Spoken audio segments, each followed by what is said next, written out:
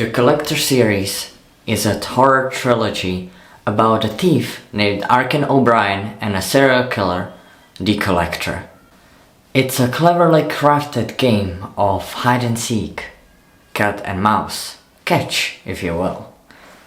The story does not only reveal the movie-like kills and torture, but also a very well portrayed trauma and the story of it and the real problems that can cause it. It is not for the faint of heart, but if you are willing to keep going, there's an interesting story waiting for you. After this point, we are going to get into some disturbing stuff, whether it is real or just for the plot sake of the movie. You get me? I urge you to proceed with caution. There is no shame in backing out of this video. But if you are willing to keep watching, let's get to it. You have been warned.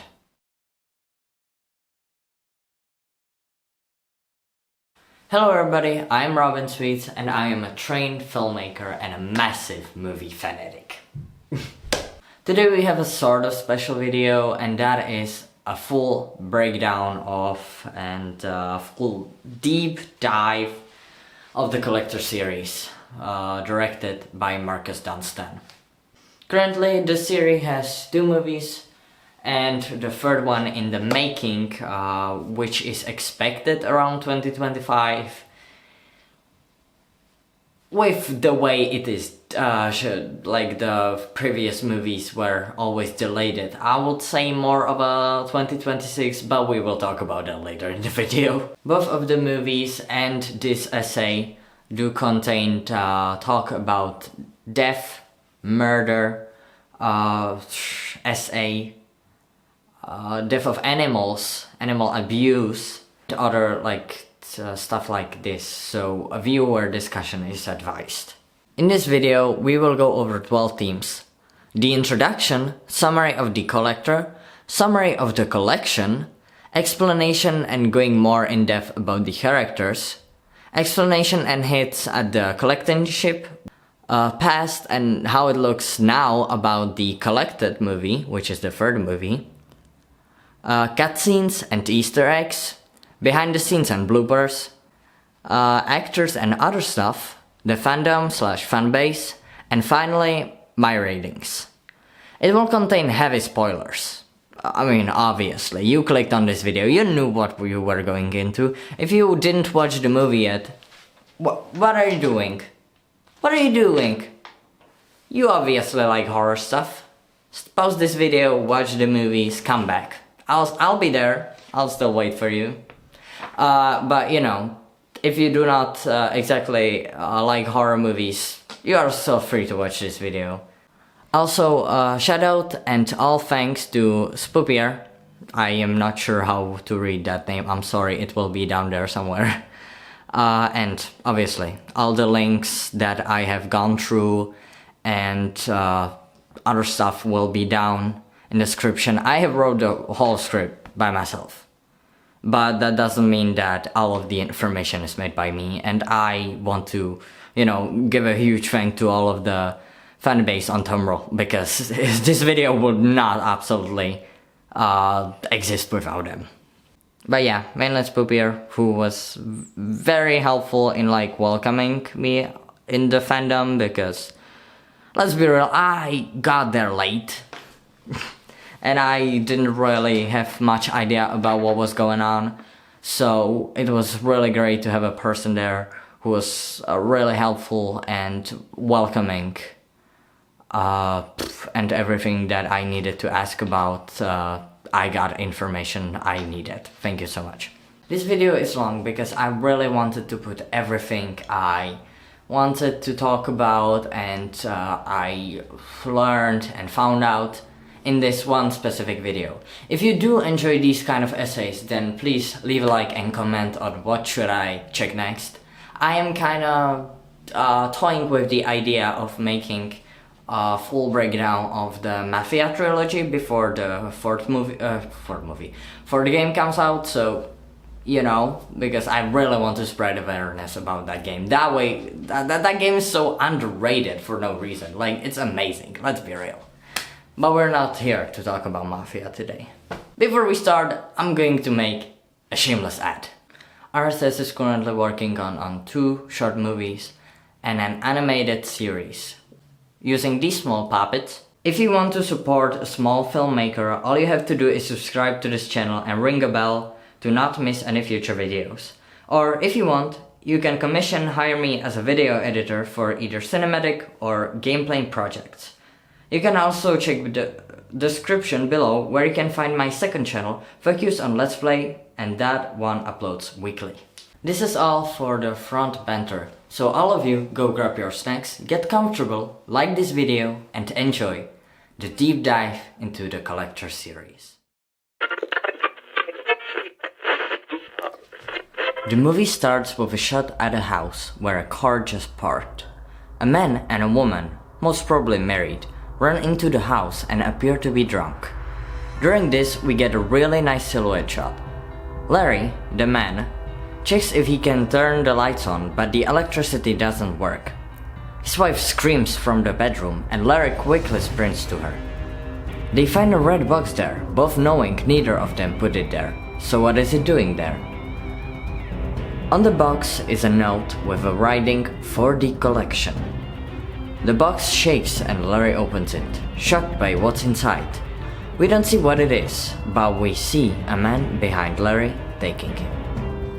I really need to mention that the opening scene, like where it shows the collector, is absolutely really cool. But remember that there are flashing lights. And with a really nice soundtrack, we get thrown into the story. We are shown a calm shot of a busy house, the family, exterminators, and our main character, a handyman called Arkin O'Brien. We learn that the house is in the middle of nowhere, owned by a man called Michael Chase, who works as a broker in a jewelry shop. Arkin gets asked by Michael's daughter Hannah to have a tea party, which he, after a moment, accepts. Don't worry, it's not because he's some kind of a weirdo, but simply because he has a daughter of his own who is her age, Cindy. After the tea party, Arkin is leaving to go to work outside, and we are given a few subtle pieces of information that are used later in the movie. He notices a wasp hive and tells the exterminators about it. We will talk about this specific scene later in the video. When Arkin decides to take a smoke, he gets approached by Michael's older daughter, who asks for a cigarette, Jill. She tries to climb back into the house, wanting to stay home, while the rest of the family is leaving somewhere. Her mother caught her, and we are moving back to Arkin. He takes the money from Michael and leaves. We meet Arkin's daughter, Cindy, who is drawing in a bowling hall. He brought her a present which she may like, but who does not like it is Arkin's wife, or ex-wife, Lisa. They go to have a talk in the kitchen where we can understand why she would be pissed. She owns a lot of money and loan sharks are going after her. And she only has today to get them. They fight, but he promises he'll get the money, understanding what could happen to his wife and daughter if he doesn't. How can he get the money, you may ask? Well, you see, our handyman is not a handyman at all.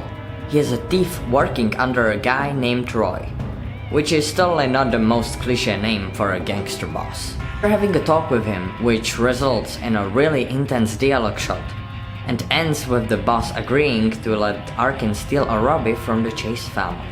Arkin drives to the house to break in. Through this really goofy looking mist, he didn't see a dog which ran at him.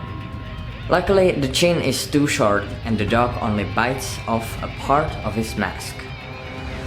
Notice how the mask that was bitten off by a dog is very similar to how Collector's mask looks normally. Arkin continues into the empty house, showing his experience with breaking and entering. He immediately goes up the stairs. We can note that the second stair makes a creaking sound, and into the bathroom where he saw the safe when he was working there earlier. As soon as he gets there, he starts to break into it. He will probably also finish it, if it wasn't for a noise from the outside. But what was that? Shouldn't he be alone? He takes out an earpiece to see if he didn't just imagine it and goes back to the safe. But then the second stair makes the sound again, and now he knows for certain that he is not alone. He quickly packs his things and smartly tricks the intruder. This is shown in a fantastic scene that literally tingles my brain every time I see it. Like, look at it. Just look at it. It's so amazing. This makes me so happy. Arkin goes to leave through the main door, but would you look at that? There are 3 more locks that weren't there before. The intruder didn't notice him going downstairs and into the basement. Arkin notices he doesn't have much time, and remembering his wife and daughter, he goes to break into the safe. Yet again, he is distracted. This time by voices coming from the ventilation. He hides in the closet, but still, Michael, who escaped from the basement, notices him. He starts screaming and tries to attack Arkin with a weapon, only triggering a trap. We get another nice scene about how exactly the trap works. In the end, a masked man catches him and drags him back to the basement. I feel like these scenes are something that really benefit the movie. Like, come on, it's so good. Cut this out. Arkin now knows that there is something seriously wrong. Rushing to a window, he finds it barricaded. He picks up a phone, tries to call for help, but yeah, that's another trap. Luckily, he didn't scream. Going back to the window, he wants to break the barricade, but even this was tackled by the intruder and put a razor blade in between them. Arkin manages to get his hands out, albeit cut, but it's not the way to escape. Honestly, I really admire his capability of just not screaming, because and just staying quiet. That's like, yeah, I would absolutely just be screaming the whole time. He bandages his arm with a piece of his torn t-shirt and continues. He nearly steps into a trap, but luckily stops himself before doing so.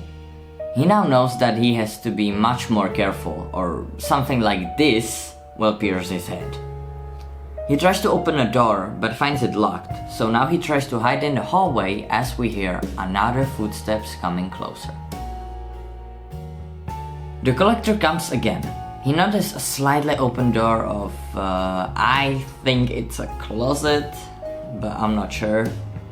Meanwhile, Arkin moves again, going downstairs. He notices another trap, which is a chandelier, and like a smart boy he is, tries to take one of the knives.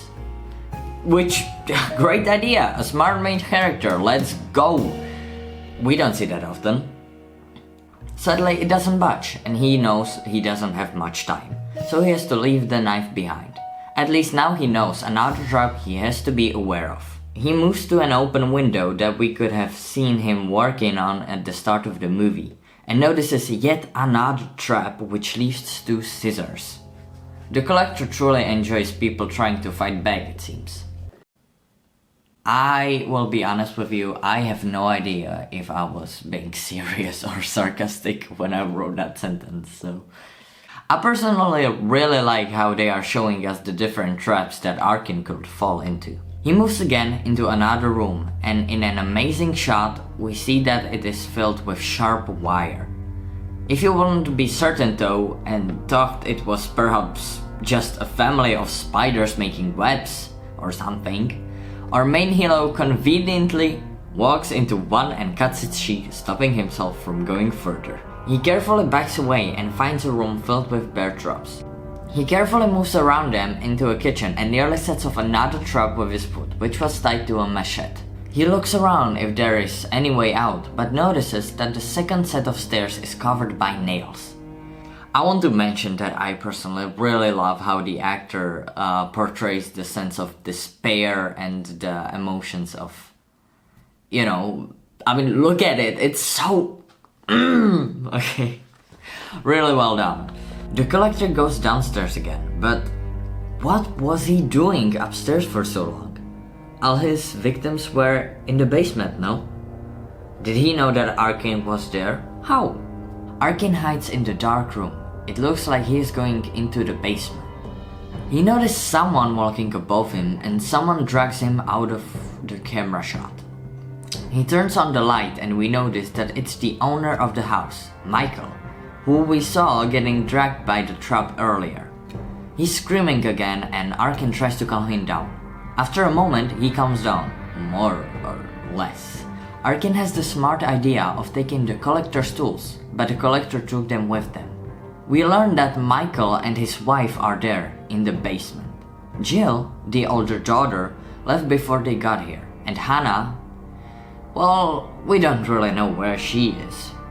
We also learn that Michael has a gun in the same safe that Arkin was trying to get into all this time. We also know now, thanks to Michael, where the bullets are and even the combination. With the promise of getting them out of here, Arkin leaves to go to Michael's wife.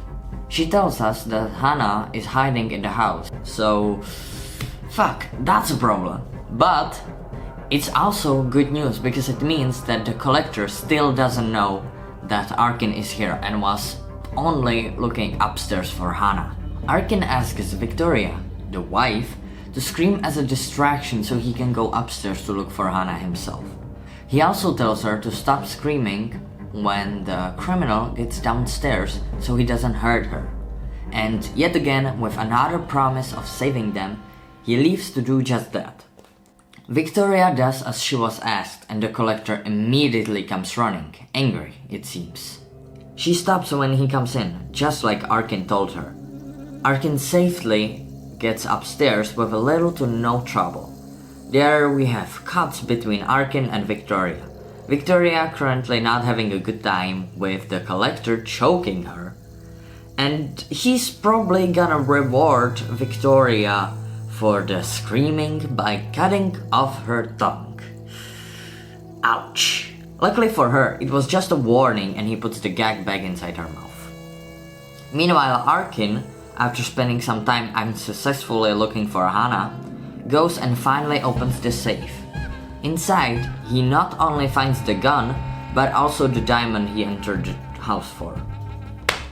A little fix, I don't know why I wrote diamond, it was supposed to be a ruby. Unfortunately, the gun may be proven useless because there are no bullets. He goes to look into the window. I am not entirely sure if he's trying to leave or just look outside too. He gets distracted by a noise again. He thinks it's Hannah and goes to look. Instead, in the closet, he finds a big red box. Where did we see that box before? Arkin, thinking it might be Hannah, opens the box, but the one who falls out isn't the little girl, but the old drunk guy from the beginning. Remember Larry? He's obviously beaten and done for. We learn that this guy, the Collector, collects people, and that he only kills people he doesn't want. He takes the rest, usually the last person. So why is this guy here, you ask? A bait. I'm surprised that Arkin only puts him in the box and closes it again, because I would make sure that in this situation that guy stays quiet forever. Alone again, Arkin runs into a different room. There he falls into another trap, a sticky floor. I would really like to know what this kind of stuff is supposed to be because it looks liquid-like but holds like super glue. Arkin knows he won't be able to get out of it, so like a smart guy he is, he takes off his shoes and jumps onto the bed. Sadly, all of that makes a lot of noise. More importantly though, after 45 minutes of the movie, we finally get a shot at our villain, and his designs are good. This might make some people uncomfortable, but Arkin isn't the only one trapped. With him, there's a black cat that we could have also seen in the beginning of the movie. Right now, she's making a lot of fuss and noise, and that could be dangerous for Arkin. So he tries to save the cat by grabbing it and throwing it at the window, but as we learned earlier, windows are not a good escape route. So the cat gets halved by a guillotine. Also, I'm not sure if that's really what the original movie was going for, but I cannot unheard like Arkin just saying like stupid fucking pussy in the scene, and it's so funny to me because you know I watched that movie like 10 times already just for this video, and every time. There's no time for mourning because the Collector is going upstairs again. At the last moment, Arkin manages to hide, hiding himself as well as his shoes, and the collector comes in to see a dead cat and books thrown around, making him think it was only the said cat. Arkin goes down to the basement to find the now definitely dead Michael. Although his reaction is hilarious. Michael, I'm dying here. Please stop it. Michael. Like, be seriously with me, I cannot be the only one who thinks that it looks like Arkin was starting to beatbox, and it's just like the meme of Arkin, please stop beatboxing, he's dying here. Arkin frees Victoria, but on the way out, she noticed the dead Michael and starts screaming again. She tries to run from the basement, but in the doorway gets caught by the collector and stabbed through the stomach. Arkin hides under the table and sees that the collector has the keys. He's about to notice Arkin, but instead we get an interesting set of slow shots of the collector freeing a spider. Then he takes Victoria away. Arkin runs upstairs again, still unnoticed. Victoria wasn't so lucky, and we can see the collector pouring gasoline on her legs in the tub. Then he goes on to sew her mouth shut while he records her screams. I generally really like Arkin's reaction to hearing her screams through the ventilation. He's trying to break the wooden barricaded windows yet again. But would you look at that? Someone's car just got here and we have 2 new people joining. Arkin continues to break the windows while Victoria screams and tries to warn Jill not to enter the house. Luckily, the front doors were locked, so Jill and her boyfriend, Chad, cannot enter. This time, the collector notices that someone new is here, and he wouldn't let the 2 new victims to waste, right? So he opens the back door. Watching the 2 of them go at it like a pervert he is, they manage to not step in some of the traps. A miracle, really. But after, in my opinion, too long a show of, as Markiplier would say, Jill's power. It's about power. It's not about pleasure. It's about power. The couple notices the intruder and the boyfriend tries to fight him, instead getting a knife through his hand. Ouch. The collector then attacks the boyfriend, cutting off his finger with a machete and pushing him into the room with bear traps, which that's exactly what you expect the room filled with bear traps to do. Then the collector sets his sights on Jill. She, like a smart character yet again, manages to call the police on her phone, but before she can say anything, the phone falls out of her hand. The collector locks the doors again and takes Jill somewhere. Arkin steals the collector's knife and breaks the wood in the windows, successfully creating a way out of this house. I don't understand why this kind of noise suddenly doesn't alert the collector, but let's just say it's because of the thunder. Arkin now has a way to leave, but will he? Of course not. He goes back to help Jill, who he knows is still downstairs. We find her tied up to the railing of the stairs with the collector doing... well, I would rather not know what. Luckily, a clock starts ringing, most probably Arkin's fault, and we can see it's now 11:30. Arkin has enough time to free Jill from the wires, but not enough to make her trust him. So she takes the scissors, and from the earlier in the movie, we already know that that's a trap, so she ends up pierced against a nail wall. Another did down, but now the collector knows that there's someone else in the house helping his victim. He tries to help the guy from the red box, but his legs are literally nailed to the box. Finally, he breaks the window and Arkin is free. Free from the hell and probably really traumatized. The end. But wait, did I forget someone? Of course I did. No, this isn't the end yet. Right when Arkin finally gets out, Hannah also finally chooses this as the time to make herself known. And because, you know, Arkin has that fatherly instinct, he cannot just let the girl in the house. So back in he goes. He's now not the only one knowing about her, so this becomes a race about who gets to her first, Arkin or the collector. Obviously it's the collector, but luckily Arkin punches him over the head with the empty gun and buys them some time. They lock themselves into a room and they improvise a trap of their own, breaking an aquarium we also could have seen in the scene before, and the TV, frying the son of a bitch. Only it wasn't him. It was Larry from the red box that the Collector yet again used as a bait. The Collector steps on Larry and tries to kill Arkin by throwing his knives, missing him every time. Arkin grabs Hannah and they run to the next room, Arkin getting caught in another trap it was easy to get out of. The Collector uses Larry's head to break down the door. The duo is looking for a way out and finds a ladder chute, which goes all the way into the basement. He quickly lets the kid down, but isn't quick enough to climb in himself and gets caught by the Collector. The two of them fight. Arkin even manages to take off his mask at the price of getting knocked out. We are shown all of the dead bodies in a really cool montage. I mean, it's 2009. Did you really expect a movie without a montage? The girl hides under the table and the killer puts on the mask as he takes the knocked out Arkin. Back into the house we go and right down into the basement again. Arkin woke up, hyped on hooks and several going through his hands and back. I want to say that even though it's not the worst torture scene I have ever seen in a movie, set of my ticks so bad. Like, very uncomfortable, 10 out of 10. The Collector wakes him up, as everyone does of course, by cutting open his forehead. Arkin quickly understands what's happening and tries to stay still. He's trying to get him to let Hannah go, without an answer. The Collector then rewards Arkin's heroism with picking up tools and then cracking off Arkin's teeth. The torturer then notices a movement under the table, the little girl. And protective as he is, Arkin starts swearing and cursing him. The Collector then turns his attention to Arkin, but this time, dared by, "Is that all you've got?" He wants to show what exactly does he got.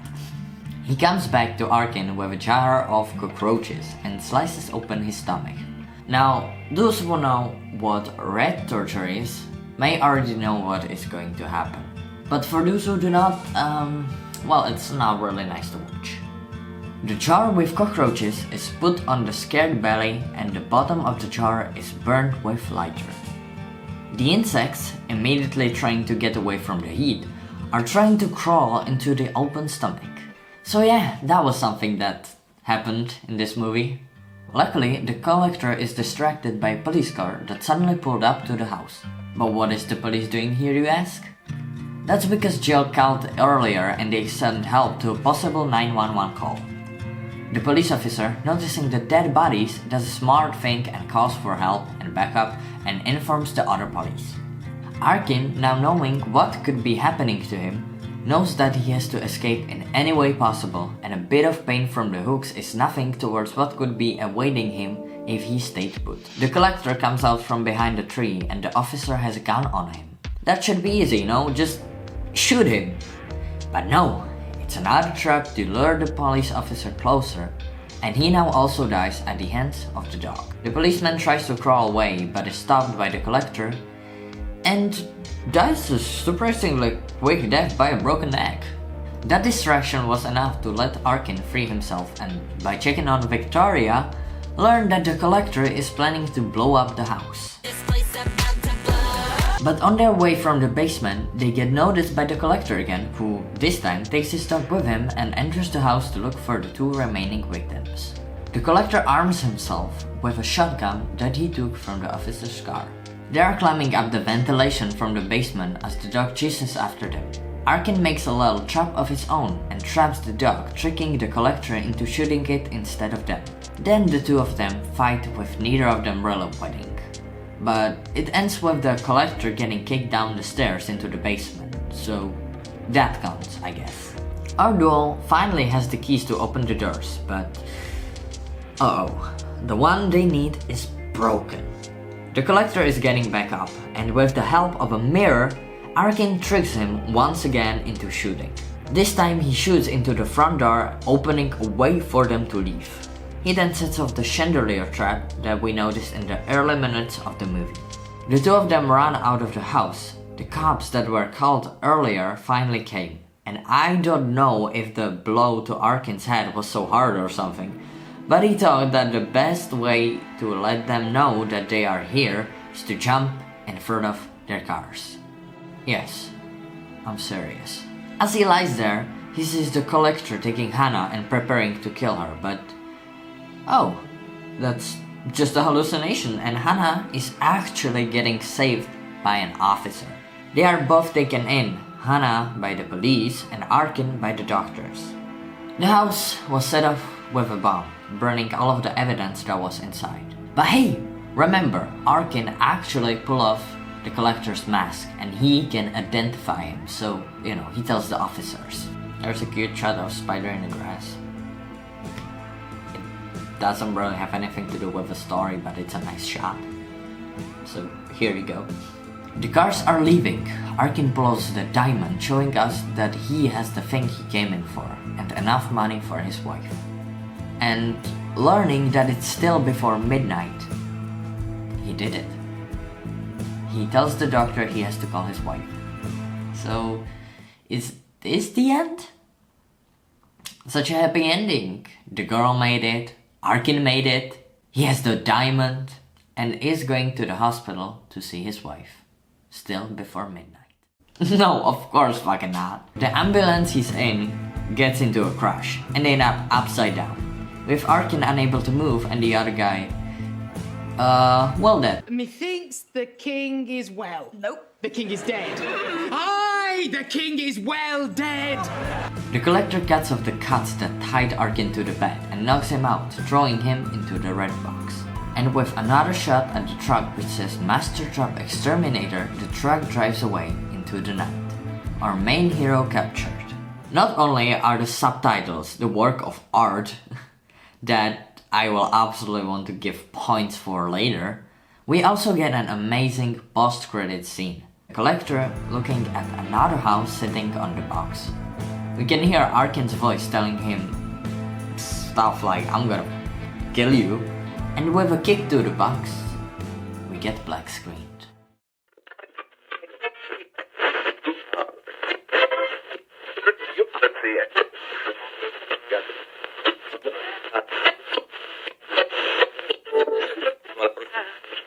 The movie starts with a monologue of one man, a father of a girl named Alina. The two of them are driving in a car talking about the mother's death. After a short talk, we get a jump scare of a car. With that, we are smoothly transferred into a TV broadcast. There we can learn some new things about our dear Collector. With a few flashes of different insects, we get the information that many people are still missing. More murders have happened, and also, something I didn't notice before, we get a shot of the Collector without the mask. He is stitching someone while watching the TV, the broadcaster saying that he had kidnapped yet another victim. And as we already know, they need to say it again, he only takes one victim and kills all of the others. I also like the detail that the people that are shown on the TV broadcast are the people that we will see later in the movie. We get told that Arkin, our main hero from the first movie, is the newest victim, still missing. In the starting credits, there are so many details, and I'm sure I still missed a lot. Still, at the 3-minute mark, we can see an entomology degree with a name that the fandom declared as Asa Emory. The certificate is shown later in the movie again, but this, in my knowledge, is the first time that the name is mentioned. The wife, Lisa, is looking for her husband, asking the kidnapper to return him. After a brief recapitulation of the first movie, we're done with the prelude or recap. We are shown an ear raid, and then the girl it belongs to. This is older Alina, the girl we saw at the start.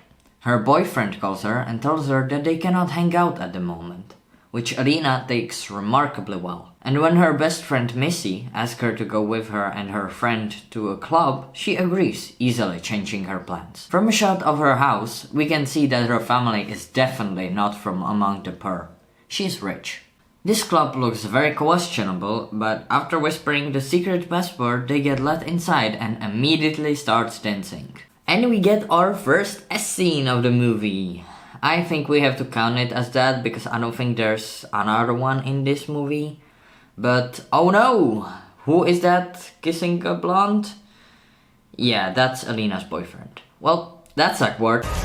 I think that my reaction was very similar to Missy's because let's go! That cheater absolutely deserved that. After that, we learn one more thing. Our girl isn't the only one in the club tonight, but also our collector. Hello there. Who surprisingly appeared in the film before the 10-minute mark, making it a huge difference from the first movie where he appeared after a full 20 minutes. Anyway, Alina is leaving and goes into an empty room. Seriously? How is there an empty room in this place? Inside she finds, now familiar to us, a red box. Opening it, Arkin follows, bloody, torn. He quickly pushes both of them down, just barely moving away from an arrow, which sets off a trap in the main room, quickly killing everyone in there. Alina, noticeably distraught, leaves the room quickly, leaving Arkin to, using an earring, free himself from the box. And now we have one of the funniest, most what the hell scenes I've seen in a while. Missy dies, but instead of trying to get away or anything, even after watching her boyfriend die, Alina just stands there, watching and waiting. Well, Bo Burnham said it himself. It's always great to enjoy a healthy dose of Prolonged eye contact. Arkin is staring down the planks from the barricaded window and turns around to notice that the collector is behind Alina. He warns her, but he's too late. Instead, he takes one of the dead bodies, I think that's the girl's ex-boyfriend, and jumps out of the window. Also, a bonus for fanfiction writers, we get to see Asa's number plate. Arkin makes it to the hospital, and we can note scratches on his right arm that, to me, look like runes. They set up his broken arm, but before they can continue, police breaks into the room, arresting Arkin. To be honest, I still don't understand why. But Arkin falls unconscious under morphine, getting flashbacks to the first movie. He wakes up in the hospital bed, his wife by his side. There's a really sweet scene that I would honestly recommend watching on your own, even if you don't like horror films. We also notice flowers on the table. Flowers from Asa. No, I'm not kidding, but I am laughing because... What? Okay, I revisited this and I just want to say that I'm kind of missing any kind of reaction from Arkin's wife. Why? Because imagine, she just like got her husband back since he went to the job and then he went missing for censored amount of time and he came back. They didn't even talk yet and there are flowers on his bed. When she leaves, we meet another character, Lucilla, who is looking for the girl. He asks Arkin for help to find her. We flash back to the car scene from the beginning, learning that Lucilla was always helping Alina. With this scene, we are directly transferred to her. She is locked in the red box, and when she looks through a hole, she can see the collector operating on some guy.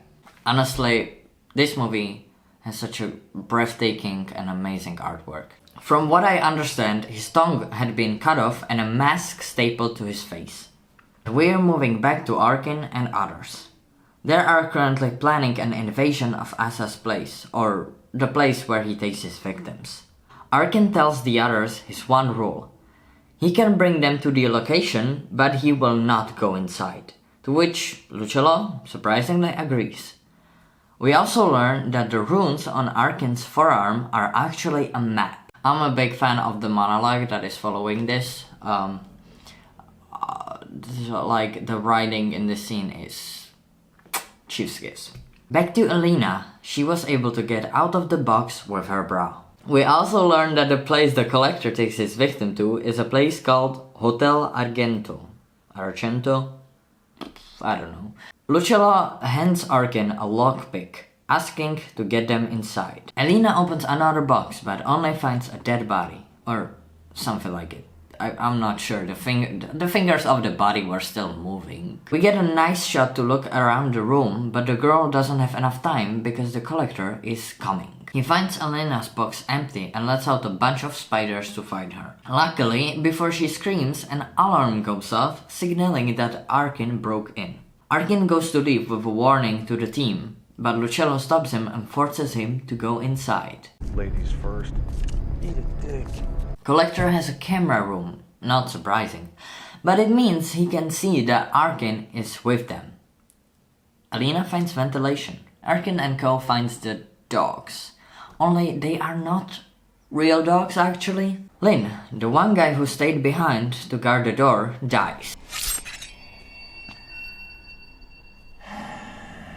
We get a jump scare by one of the dogs, meaning the fucked up people who jump on Arkin to attack. The dog was actually the guy that Alina saw earlier. The Collector is watching them. Note, there's a horde of bodies. It will come back later. And the Collector opens his dog's cages. Barely making it, the group escapes into the next room. Alina gets out of the ventilation and crawls into a girl's room. That's where we meet Abby. And after a bit of persuasion, together they leave the room. Arkin's group finds empty, bloody boxes and the boy slowly making his way to them, crying. And with What didn't you make? The collection. The understanding on Arkin's face is genuinely something else. It was a trap and another one of the group died.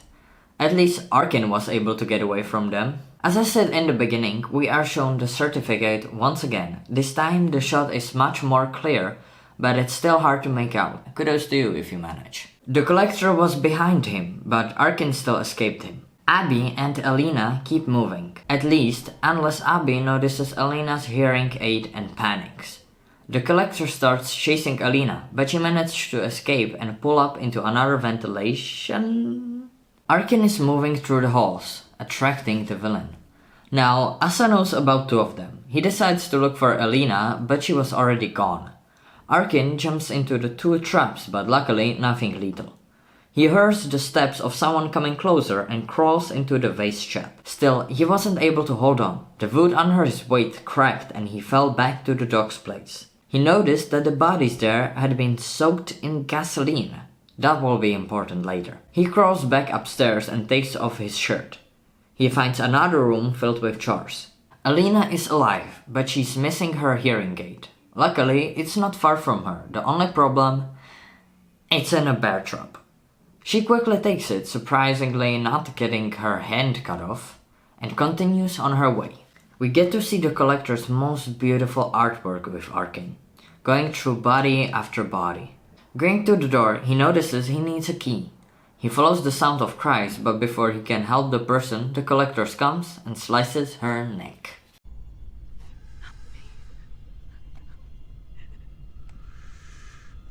Arkin takes a pin from the dead body and opens another door with it. Alina is alone and stumbles into another room. She notices a hole in the wall and calls out for help. Unsuccessful. Arkin also finds another room. He tries to climb up but is caught by the three remaining people of the group. As he lies, disoriented on the floor, he sees the Collector above. He tries to warn them, but they don't listen, leading to the death of another one and sending the woman somewhere away. That leaves Arkin and Lucello alone, together. Well, not totally. Abby joins them now, telling them she knows where to find her. They would go where the girl would tell them if they didn't hear the woman from before start screaming and then get locked in a room. Only that wasn't the woman screaming, but only a recording. It's another trap and a bomb has been set off. Arkin notices a one-way mirror. At least something was achieved from going there. That is that Alina found the woman, and from the recording, the duo could hear her. And then there's finally a reunion. Woo! They go back to the room with a broken wall. Arkin has an idea. Taking a gun from Lucello, who only has 2 remaining bullets, he shoots one of the homeless people to attract the attention of the cops. However, the cops aren't the only people whose attention it grabs. But the Collectors too. He shoots the second bullet into the police car and immediately the police started to call for backup. They plan on staying low and waiting for the police, but Abby quickly locks the room and goes to the hidden camera. She starts screaming, attracting the attention of their captor. The woman punches her and Abby falls into an Iron Maiden-like trap, dying. The lights go out and we get this.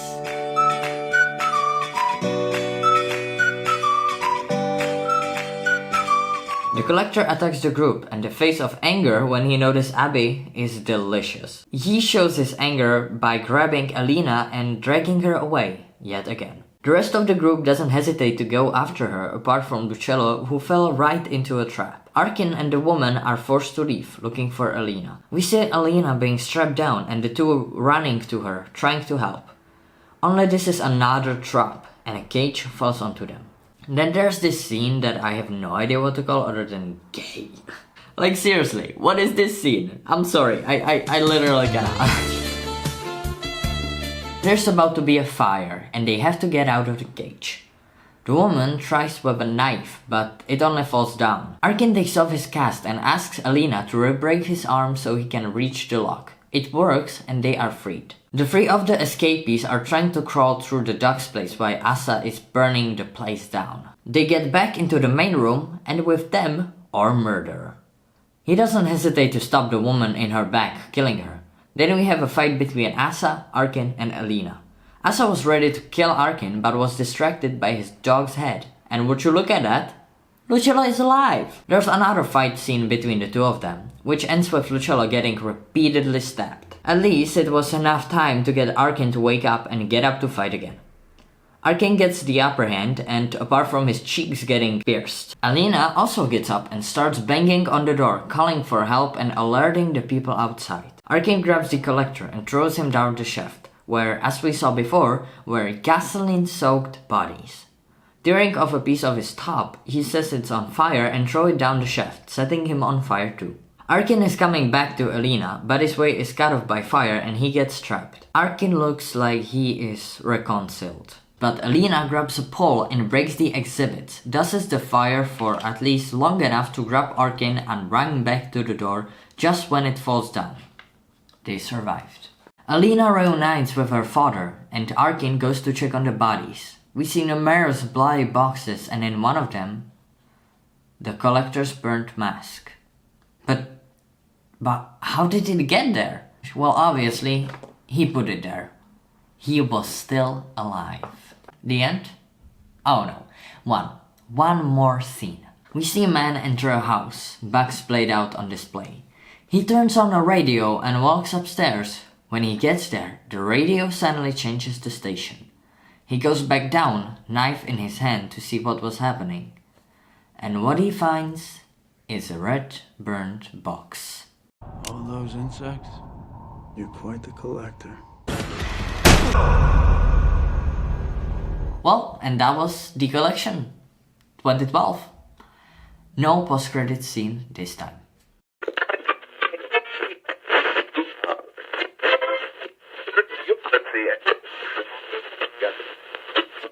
Characters.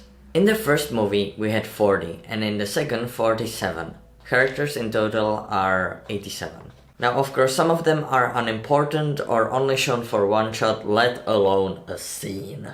Before I start, I want to say that this is the information we are given in the movie specifically. I will not be considering the cutscenes, scripts, or BDS. No worries, we will get to that in the chapters later.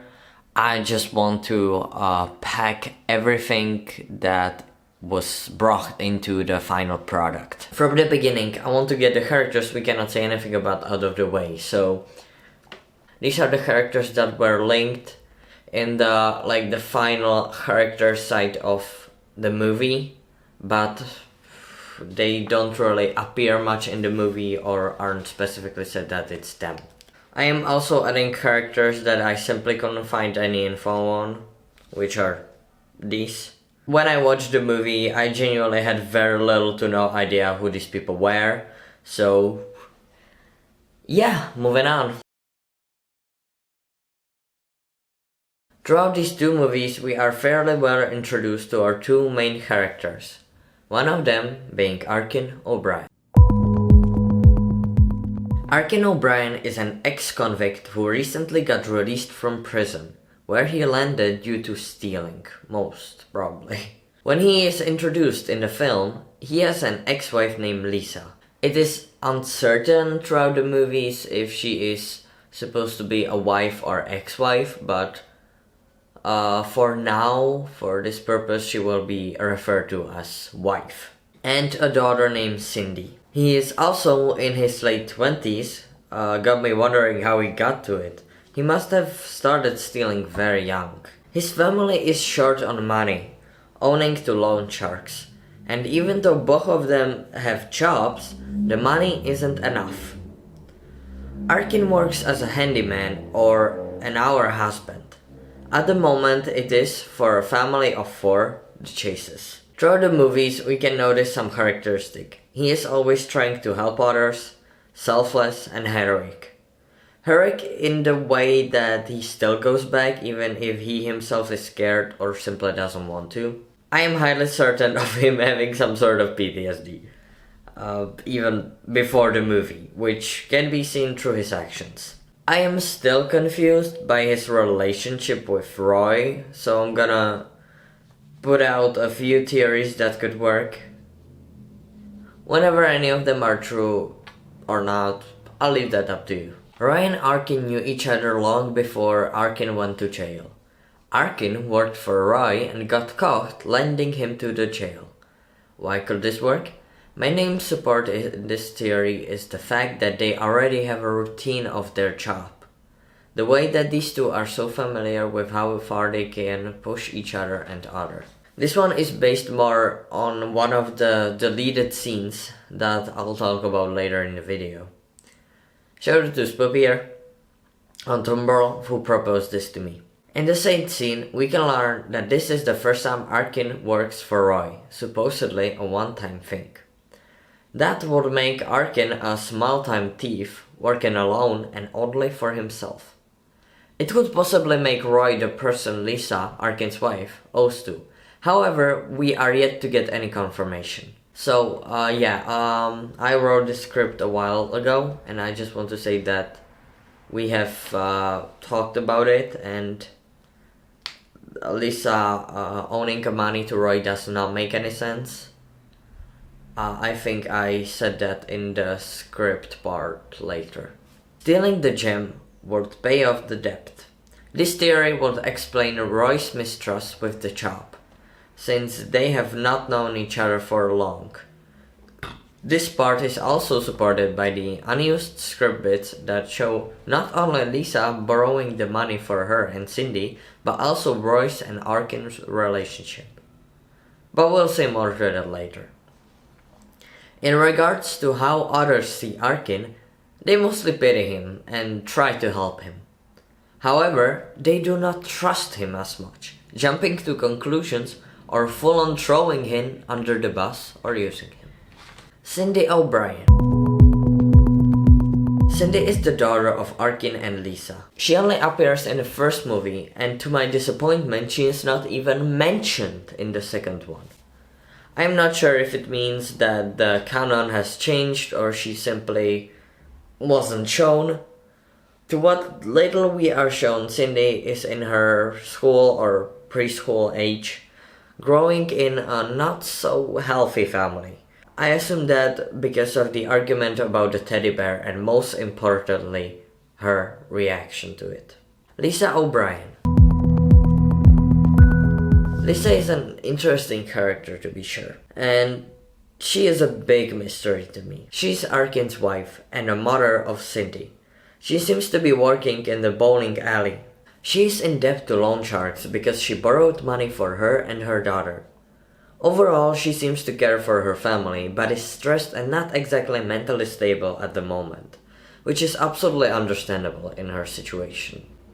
It could also be that she has some sort of BPD or bipolar, but that can be debatable since we don't get nearly enough information about her character and such. Jenna and Larry Wharton. These two are married older couple who started the first film. We don't really know much about these characters apart from that Jenna most probably dies shortly after the scene in the film, and Larry is used as a bait and killed at Arkin's hands. Roy. Roy is the big man himself, and personally for me, stole the scene the moment he was in it. There's no debate about that. In the best way, of course. Yet again, we don't get much information about him since he is a side character, but he was in prison with Arkin. He helped Arkin out during that time, and he also leads an organization that specializes in stealing. Michael Chase. Michael Chase is a kind family man. He is a rich jeweler breaker, either owning a company or personal shop, since his card showed only his name. He loves his family, wanting the best for them all, having a wife, Victoria, and 2 daughters, Jill and Hannah. Overall, he is mostly chill and laid-back character. Victoria Chase. Victoria Chase is a cliché rich white woman. And before you say anything, I'm not saying that all of white rich women are like this or that any other kind of person couldn't act like this way. She is a woman who is very invested in her looks. She is confident and caring about her daughters, or, at least one of them, Hannah. Her relationship with her older daughter, Jill, is complicated, and I'll let you make your own opinion about it, just like her character. Hannah Chase is the younger daughter of Victoria and Michael Chase. She is around the same age as Cindy and likes mermaids. Seems like a classic little girl TM. Jill Chase is the older daughter of Victoria and Michael Chase, just hitting 18 years old. She is a feisty person and attention-seeking, has a boyfriend named Chet. Overall, she is acting like a normal teenager girl, although, in my opinion, acting younger than she is, but what do I know?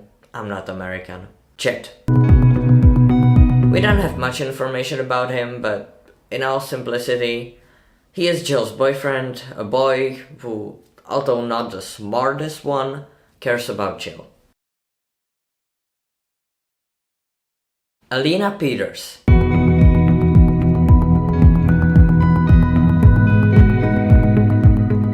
Alina Peters is the main character in the second movie of the franchise. She has lost her hearing in a car crash, living with her father as a wealthy family. Her mother died in, for us, unknown circumstances. Throughout her action, she proved herself to be brave, heroic girl, but also still just a young girl, a teenager who is caught in a bad place at a bad time. Mr. Peters is Elena's father. He's not really in the movie much. All we know is that his wife, Elena's mother, had died early in her life. He was also in the car crash with Elena, and from what I understand, his legs gotten hurt during it, or something. From then on, he has a cane and limbs, I think. Missy Solomon is Elena's best friend. There's not much we know about the character since she was offed pretty quickly, but I genuinely enjoyed her in the movie. She was goofy, happy-go-lucky, and a great friend to Elena. Brian is Elena's boyfriend. He is a cheater, got what he deserves. Next, thank you. Lucillo.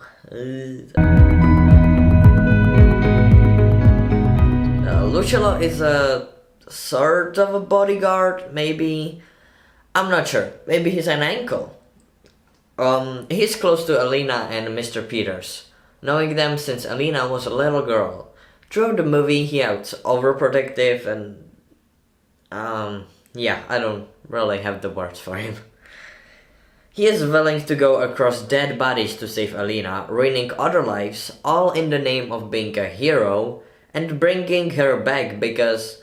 family. I'm honestly asking all of you watching this who saw the movie, what were your thoughts and feelings about Lucillo? Because when I first saw the movie, I just hated him so much, and not in a good way that I like the Collector, but truly I must say hated him. Lynn, Paz, Zach, Dre, and Volley, all of these people are hired by Lucillo to take down the Collector. That's all the information we have on them. Basil is one of the Collector's victims. He seems to be in his hotel for some time already when he meets the crew, the heroes, or whatever. Yet again, he was a filling character just to show how the Collector treats his victims, so not much information about him. Still, I like his last words, wish there could be a bit more about him. Abby is another victim of the Collector. Also kept in the hotel. However, unlike Basil, we know that she has been here for quite a while, most probably since she was a little girl, long enough to develop either Stockholm Syndrome or deep fear of the Collector, deep enough to call him on herself and the others when given the chance instead of helping them all escape. She's delusional and traumatized. I don't even want to know what happened to her.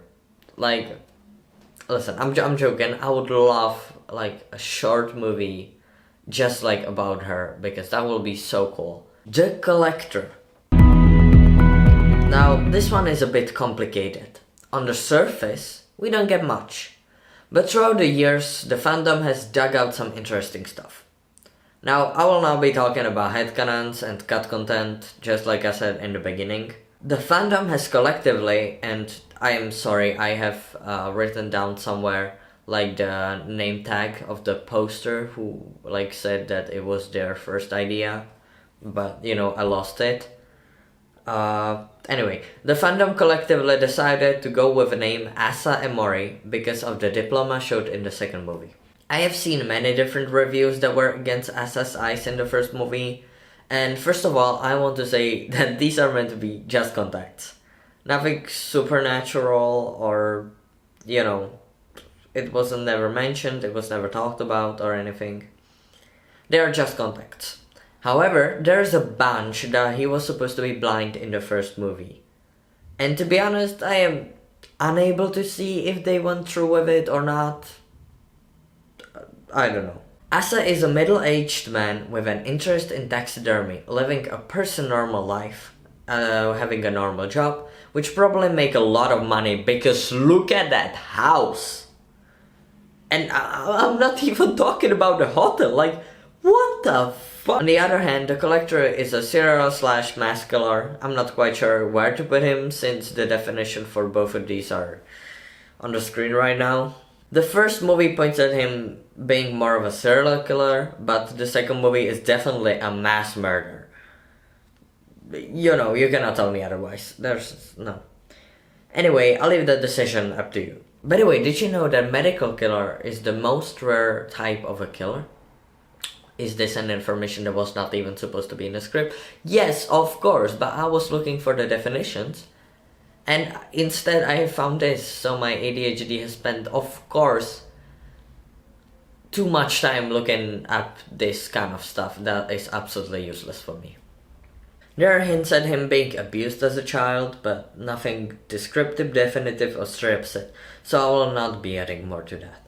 However, his acts of violence obviously show that he is not okay. Also, some people from fandom had spoken about Asa being autistic, but there was never any mention, and we don't get enough content to confirm or deny such accusation. Personally, I understand why someone would think so, even if I do not think that he is. But that is my personal opinion, and you yourself can have your own. Also, after the first movie, many believed that he was mute since another world was spoken by him, but the second movie ending shows him speaking, so that is another myth busted. When I first watched the movies, I was confused if he had some sort of personality or identity disorder, but there was not any mentions or discussions about that anywhere, so we're just going with the fact that he will be unable to plead insanity and is just a sadistic murderer with a weakness for collecting.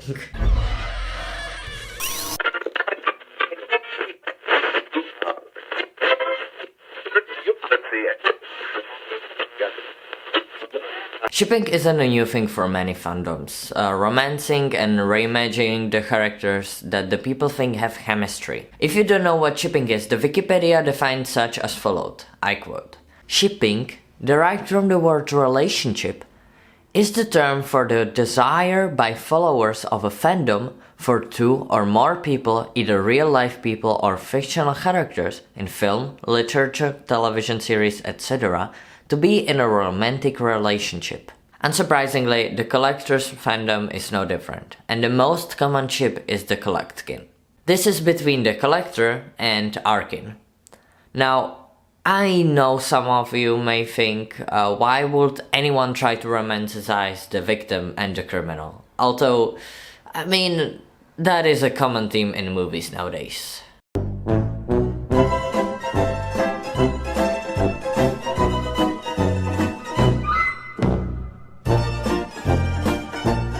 Horror movies tend to give off a homoerotic energy that tends to happen, and so does this one. Mostly, it is done by the way Arkin talks to Asa and the way Asa reacts. Still, I wanted to see why people would put these two together. So here are some moments that could show an interest of some sort of a relationship between them. However, I want to say that this video or channel does not approve of any kind of abusive, unhealthy, toxic, or similar relationships. The relationships of these two in any kind would not be healthy, and it will be considered abusive or at least toxic. We're working with a work of fiction and hypothetical scenarios. If you or anyone close to you find yourself in a relationship that is hurtful for either or both of the parties, I highly encourage you to seek help, and even better if you can, leave the relationship. I want to point out that if you want to learn more about this kind of relationship and you enjoy the movies, then you should check out Cinema Therapy, who in similar movies have actually talked about the unhealthy ways of their relationships or how you could try to leave an abusive one. So just go check it out. Maybe it could be interesting or helpful to you. So why do people ship these two? Well, first of all, the fact that Asa was hinted at to be homosexual. We do not get any kind of confirmation, but there's this scene in the first movie where he doesn't react to any slurs, but when Arkin calls him the F word, which I will not be mentioning because it makes me uncomfortable, he gets unreasonably angry. It is an interestingly placed scene, and I'm not sure what to make of it. Either he is homosexual or really invested in gay rights. Another thing that could be put on this list is the fact that he could have gone after Hannah at the end of the first movie, since we are shown that he can, in fact, fight through a whole ass army if he wanted to, but instead he just takes Arkin. Now, some of you may say that it was because of the easier catch, but given his personality, that seems unlikely, for he always collects the interesting species. Why did I say species? At the beginning of the second film, he sends Arkin flowers.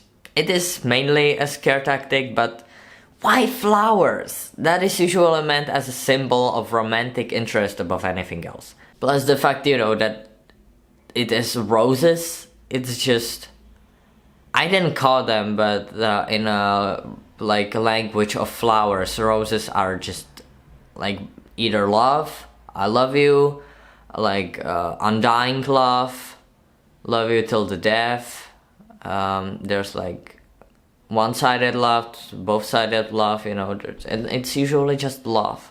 On the other hand, if you are a fan of mafia stuff just like I am, then you could impersonate also as the flower on the grave, which is, I feel, far-fetched, but it could be, Arkin screaming, "I'll eat your heart out." I'm gonna be absolutely honest with you, I had to look this one up because up until this point, I didn't know it was a saying or anything. I just thought it was literally eating someone's heart out. The only context that I knew this sentence in was Jeffrey Dahmer, eat your heart out. And I always thought that it was that he will literally eat someone's heart out, it was a threat. Still, there are many meanings of that saying, and I'll let you make your mind about how he meant that. I think that all of that is more through a ship pointing. But you know, there are always like the fighting scenes and the whole prelude of them being the main nemesis and on the same level of genius, and you know, the whole mirroring stuff. Asa going after Arkin and Arkin going after Asa, and the mirror words of like the first and second movie, switching the sides and everything. Yeah, I think we will get more in the third movie, so we'll see how that will look. I'm actually interested what they will do with their relationship. And just a reminder for everyone, it is absolutely okay if you do not agree or do not like and are not okay with this ship. Just don't attack the people who do. Yet again, they are not hurting anyone.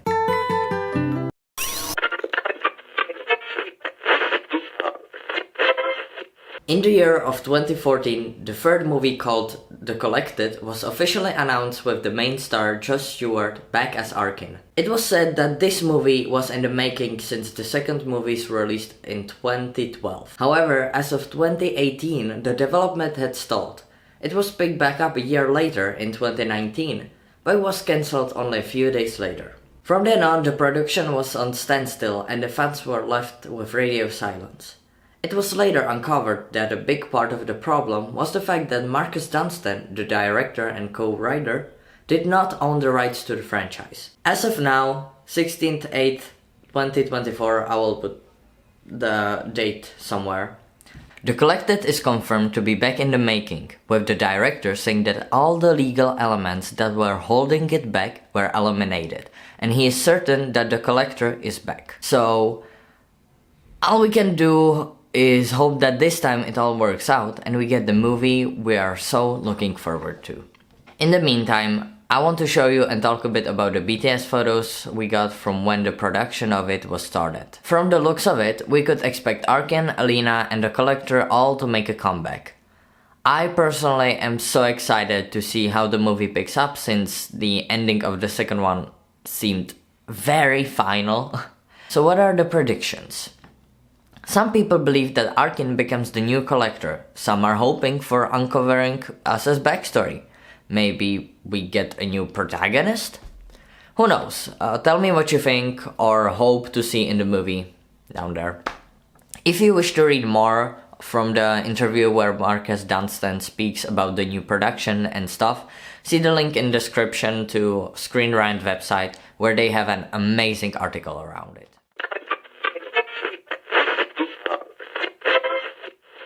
See this? This is the first draft script of the first movie. And yeah, ignore that it says The Midnight Man. It is The Collector, trust me, it just changed names. Thanks so much yet again to Spoopier, because they showed me where to find this thing and how can I download it and read it. It is a huge help. And for those who want to read the script themselves, yet again, description, there's links. Now, listen, we're not going to go through the whole script, as I said. If you want to read the whole thing, you can do it yourself. I even encourage it, I recommend it.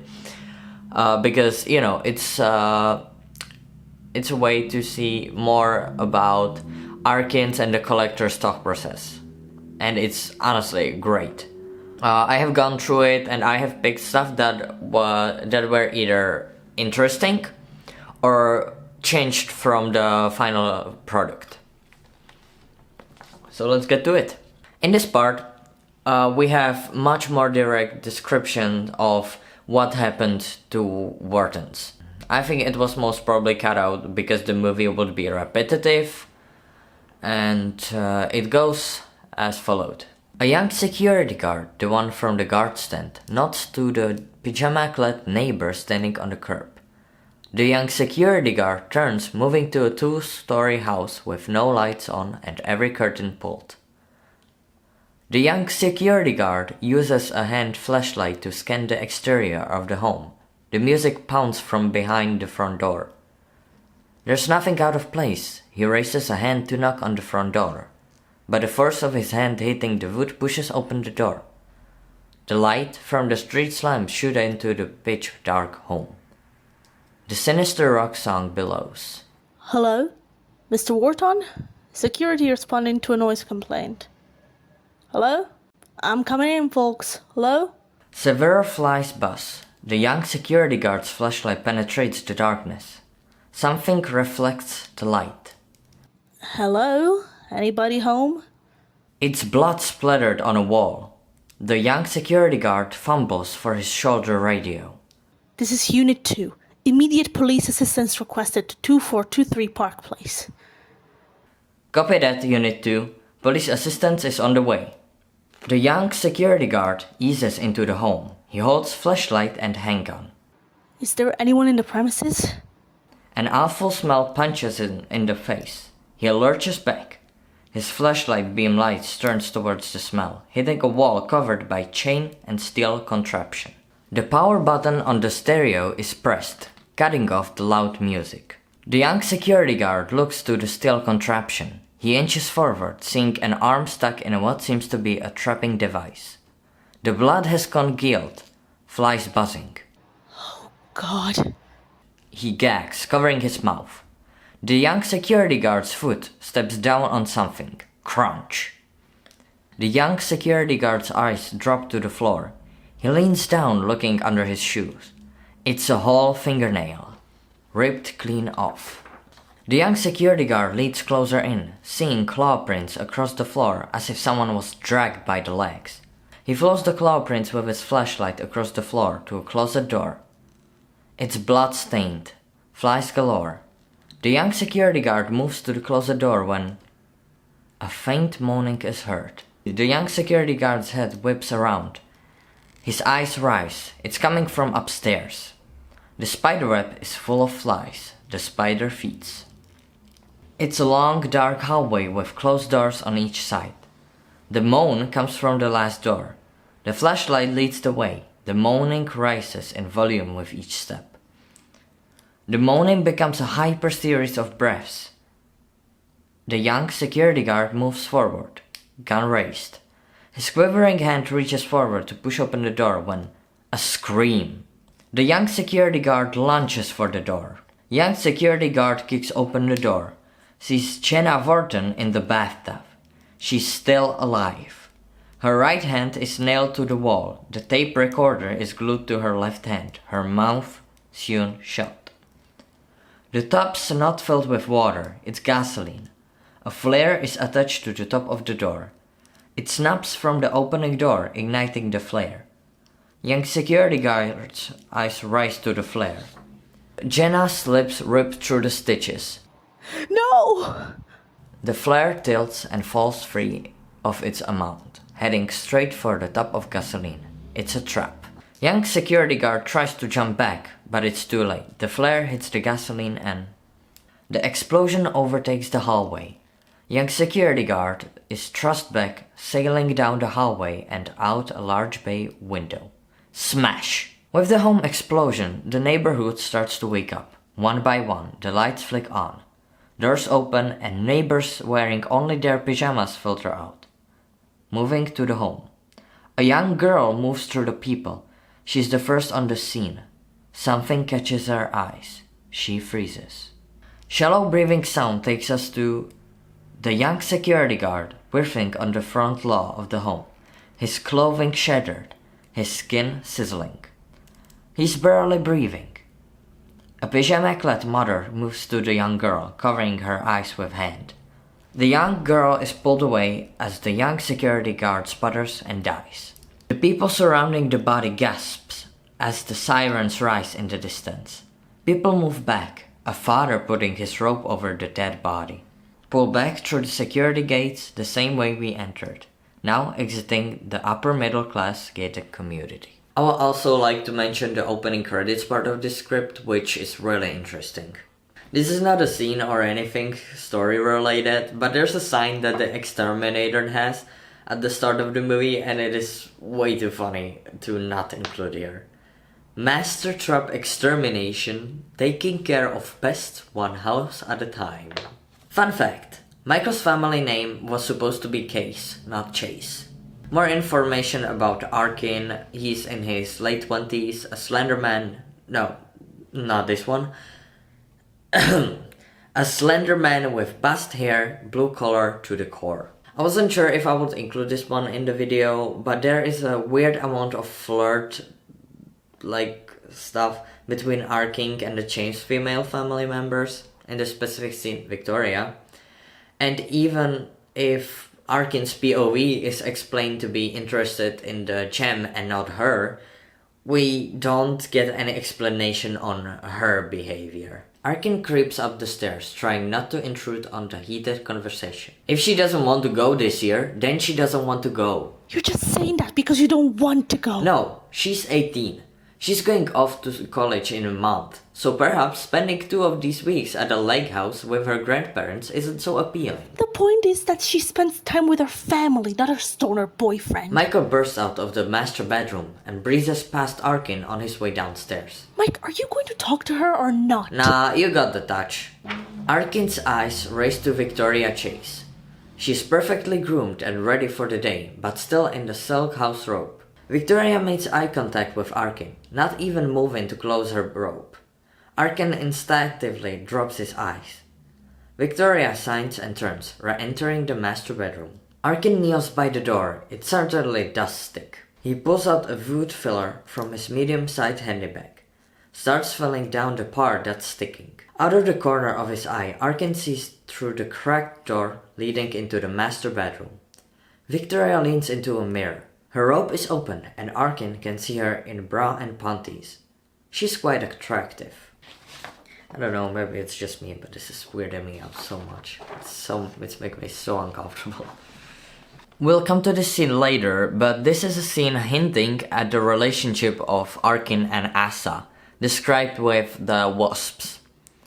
But as I said, more to this later. There is also an interesting scene to talk about now, that is that Michael wanted to give someone, probably Arkin or Asa, the key to their house. Arkin moves to several decorative iron bars stacked against a small shed. He kneels, taking out a cigarette and lighting it. Inhale. Arkin's eye stays on the house, and then a wasp lands on Arkin's arm. Arkin freezes. The wasp moves up his arm. Arkin raises a hand to push it away when another wasp lands on his hand. Arkin's eyes drift to the shed. It's swarming with a wasp nest. Arkin doesn't dare make a quick move. He slowly backs away when another wasp lands on Arkin's neck. Arkin's eyes widen, but he doesn't flinch. Arkin holds. The wasp moves across his neck. Arkin brings the cigarette to his lips, takes a deep drag, blows the smoke on the wasps. The wasps shudder, and one by one, the wasps flies away. Arkin backs away, grabbing one of the decorative iron bars and moving. Let's just leave a key with him, and the work will be done when we get back. We hardly even know this guy, Michael. Michael moves through the living room with Victoria in tow. I know him. For a few weeks? That's not trust, that's courtship. No, not without us here. Vicky. No. Arkin's on ladder, mounting decorative iron bars outside the cracked window. He can hear everything. A grey-black cat sits on the windowsill watching Arkin. Arkin holds the 2 bolts at the bottom of the decorative iron bars, trying to not be noticed. Look, we have half the town out there breaking their backs. I'm just trying to get this place finished. Arkin accidentally drops one of the bolts. Ping! It hits the metal ladder. The conversation abruptly stops. After a beat, Arkin looks up, seeing Michael staring at him. Michael signs and moves away. This is a bit more of my director's vision, but this one specific scene would be amazing to play with like high and low angles, which for those who don't know is a thing that can show which of the people is submissive and who is dominant. In like who has the upper hand. You can see it clearly in Mother. In a film called Mother, I will, just put it on screen. What I mean. If you want to know more about that, subscribe to my channel where I will in future teach you more about the BTS of film directing. And yeah, let's read the scene. Bang! The city utility man mounts a ladder on the side of the house, climbing. Arkin turns, seeing the cable man running a cable line along the base of the house. He steps over the exterminator, who also sprays for bugs along the base of the house. Hey, there's a wasp nest over there. The cable man taps the exterminator on the shoulder, getting his attention for Arkin. The exterminator stops, staring directly at Arkin for a beat without acknowledgement. Then he pulls the earphones from his ears. Faint music is heard from the earphones. Wasp nest! Over there! The exterminator looks and gives a thumbs up. He then nods, putting the earphones back in and returns to spraying. This is so sweet, and I really wanted to include this because I love how helpful Arkin is. The sounds dropping, Arkin hauls a tree stump across the yard to the flower garden on the side of the home. He sets down the tree stump in the middle of the flower garden.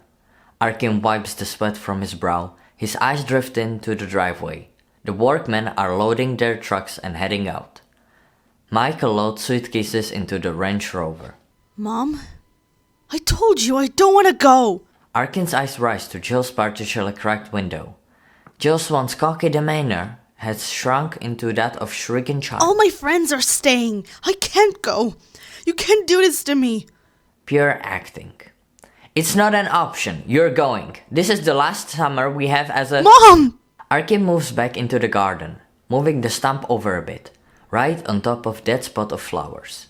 Not a bad idea. Arkin looks to Michael, who approaches. Yeah, figured you could paint something on it or— Like Vicky's enchanted garden? Arkin nods. It's to cover the dead spots, huh? Arkin shrugs and they share a smile. Yeah, she never was much of a gardener. Michael's eyes rise to the Jill's window, the argument still raging. Likes the way it looks, though. Anyhow, this is for the week. Oh, thank you. Some extra in there. No, I can't take extra. Come on, it's for the little one. I know how tough it is. Arkin nods, begrudgingly accepting the extra money. Thank you, thanks a lot. Michael turns, making his way back to the house. You earned it. Spend as much time as you can with them when they are young. Something happens around the age of 13. It gets rough for a while, but I heard they come back around. Arkin smirks. See you in few weeks. This cutscene was recorded, but was later cut out of the movie. It is the interaction between Arkin and the police sheriff. Here, we can get some more clear information on who Lisa is. That she works as a waitress, and that she is referred to as ex-wife. She's my sex life. Ex-wife. Now this is something I really liked in the movie. This is a bit more in-depth conversation between Arkin and Lisa. Let me read it for you. I'm doing this for you. I have to leave. I can't leave the state, you know that. It violates my prohibition. I'm leaving tonight. Relax, alright? Look at me. Look at my hands. Lisa exposes her dried out and reddened hands. I've been doing this by myself since the day you went to prison. 3 jobs every day. But at the end of each month, I'm behind. Arkin tries to gently take hold of Lisa's hands. Baby, I'm trying. It's not enough. I borrowed to get by, Arkin. A lot of money. You say you're trying, but it's not enough. Lisa pulls away. I've been in this shit town for 3 years, taking Cindy to see you every weekend. You're out now, you're trying, but it's the same, Arkin. You're a criminal. Come on, baby. No, I took the loans. They're my cross to bear, and I shouldn't expect you to pay them off. In this monologue by Roy, we get a bit of the inside view of how Arkin was treated in prison, which is sorta the antidepressant treatment. There wouldn't really be a video existing right now if it wasn't for this one specific scene. This is the wasp analogy that we talked about earlier. You and I are born of bad stock. We don't get breaks. The system ain't set up for us. We're roaches. Ain't no straight or think ever felt pity for no roach. Smear 'em, stomp 'em, gas 'em. But never pity. That's the way it is. There's a beat as Roy leans back and pops a few random peanuts into his mouth. Ampulex compressor. You know what that is? A wasp. But not like any other wasp, mind you. This wasp has a particular way of birthing its young. You see, it punches on a roaches and drives its stinger into the roach's brain until the roach is paralyzed. Arkin's eyes shoots to his peripheral, Jessup's gaze burning into him. Then, and this is where it gets nasty, the wasp guides the still living roach like a little doggy back to the wasp's nest. The wasp then lays its egg under the soft belly of the roach. Then for the next 8 days, the youngling burrows in and eats the inside of the cockroach, eventually birthing by punching its way out of the bastard head and putting the roach down for good. Now, to speculate, many have believed this is an analogy for Arkin's and Asa's relationship. What do you think? Also, shout out to Badass Arkin on page 33. It's amazing. On page 34, there's quite a bit of things. Roy, yet again, warning Arkin of the wasps, and telling his men to keep watch on his wife.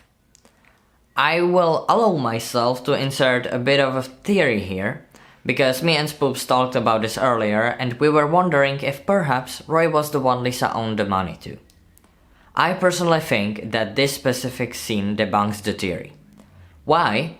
Because he would wait for the money after Arkin finished the job instead of needing the money now and not allowing him to take the job so early.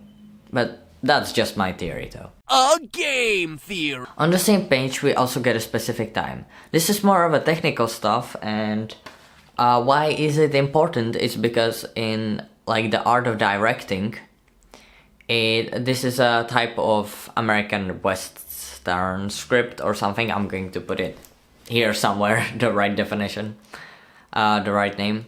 And it basically means that if you establish the time, you will keep the pressure on. It's actually very interesting, and I will talk about it more in future videos. Did you know that the dog in the movie wasn't supposed to be able to bark?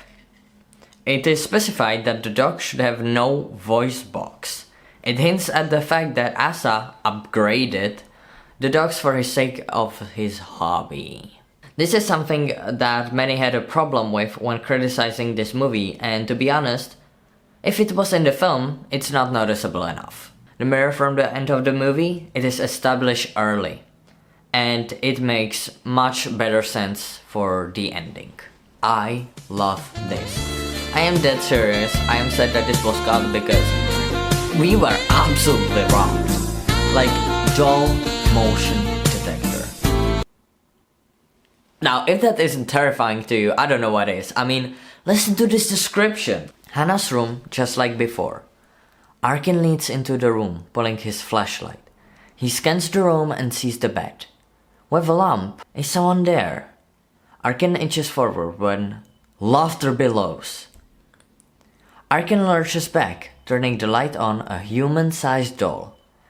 It's a little girl with curly blonde hair and large eyes, staring right at him, laughing. Arkin steps back and the laughing stops. It's a motion detector. Arkin moves to the bed and pulls back the sheets, revealing a pumpkin bear, just like the one he got Cindy. Cute. Cute. Arkin recovers the stuffed animal and eases out of the room, closing the door. Asa notices Arkin's bag early in the film and he takes it with him, to be later used to torture him as shown. I'm sure that all of you who enjoyed the hurt that Arkin was going through will appreciate this scene. Arkin's eyes lit up. This is his chance. He has to do something, then they're screaming from the vent. It's Michael, and he's being tortured, horribly. Arkin pulls the flashlight from his pocket and he sticks it out the crack and flicks the flashlight on and off.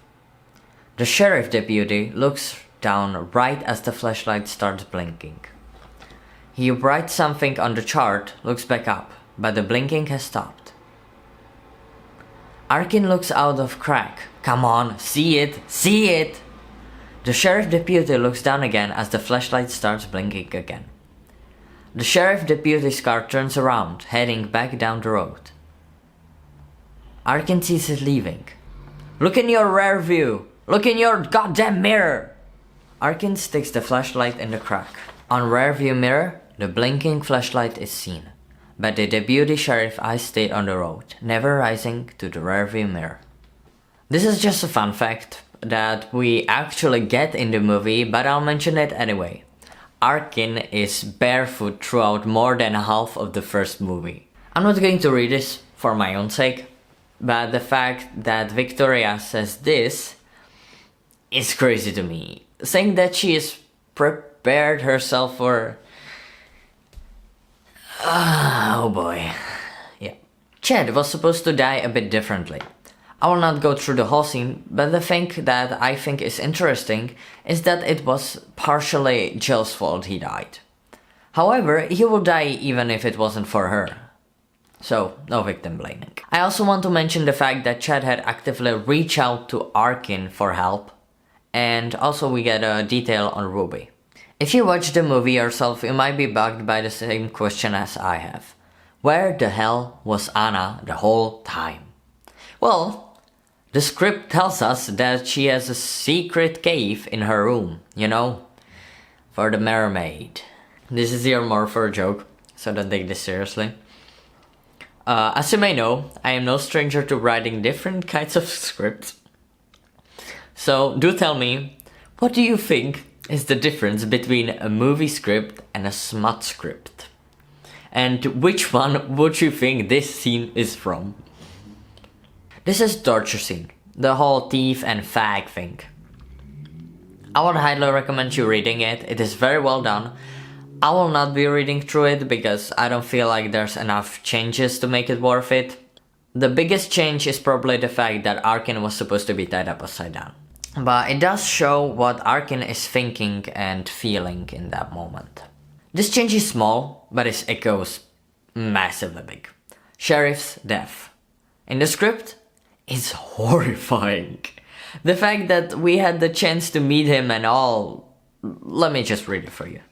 The man holds the blade, causing the deputy sheriff to flip on over to his stomach and try to swim away. The man stows the blade, stepping towards the deputy sheriff. He puts a foot on the deputy sheriff's back, stopping him. No, stop, stop.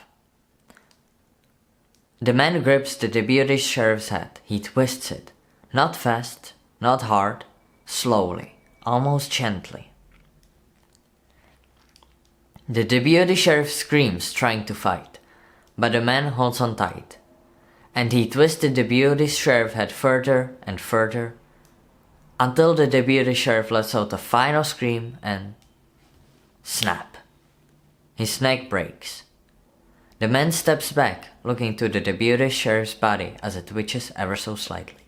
There was not supposed to be a basement window shut, simply because the basement was supposed to be a long hall. Again, another scene that didn't really change, but it is much easier to understand what was happening in it, is what happened to the dogs. So if you weren't sure, this is the scene you are looking for.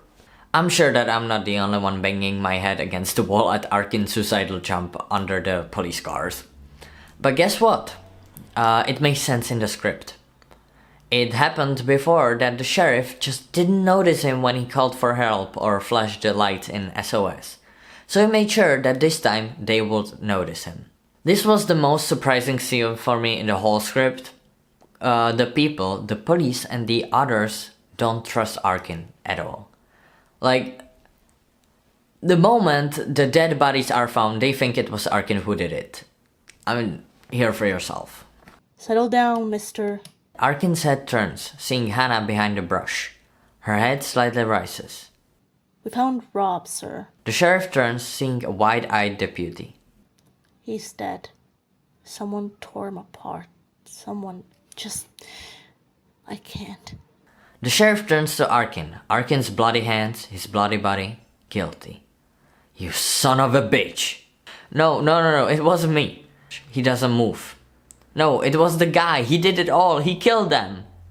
The sheriff quickly moves away. Hey, no! The Arkin deputy tries to handcuff both of Arkin's hands to the guardy. No, it wasn't me, there's a man, I saw his face, he's in there. The young deputy puts an elbow to Arkin's throat, causing him to gawk. You will shut the fuck up.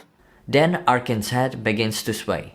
The deputy's voice begins to warble. Following the previous scene, the people trust Hana and at the end they believe Arkin. Although they don't even apologize or anything. Dickwads. This is something I long to see. As I was supposed to have some sort of a workshop in his truck, it is literally described as workshop of horrors. With all the blueprints, traps, plans for the traps, and other. We are also shown more about how the trunk trap works. One thing that I didn't include but can be found in the script are the characters' ages, their appearances, or jobs. As I'm preparing, the traps was also a recurring thing. And in the end, there are also more versions of Roy and Arkin's conversation. Moving on to the second movie.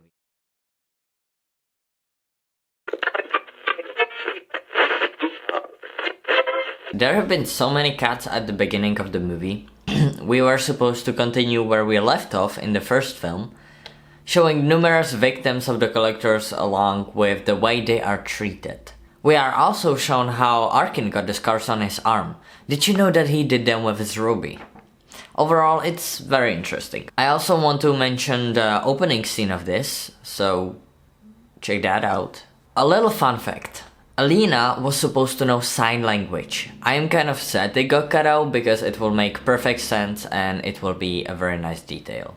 Okay, I put this in just for law again, but let me read this one sentence, okay? Red lights dominate the Thai hallway. People do drugs and have sex against the walls. One thing that I myself did not notice is that the thing that Arkin used to free himself was a harpoon and was supposed to kill Alina. Also, Josh survives the machine, has a talk with Alina and then dies on tripwire. While Missy is being crushed, Alina loses her hearing aids, which could explain why it took her so long to notice the Collector.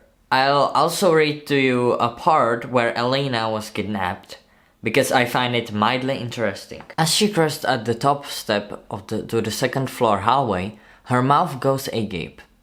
The hallway is littered with dead bodies, some pinned to the wall, others on the floor. The people are dead or dying, quivering like gutted fish on a hot slab of cement. Arkin stands at the end of the hallway, pulling a severed body from the guillotine device. Then Arkin yanks off the boards, creating a breach. Alina tries to move, but the dead bodies block her path. She's shocked still, merely raising a hand.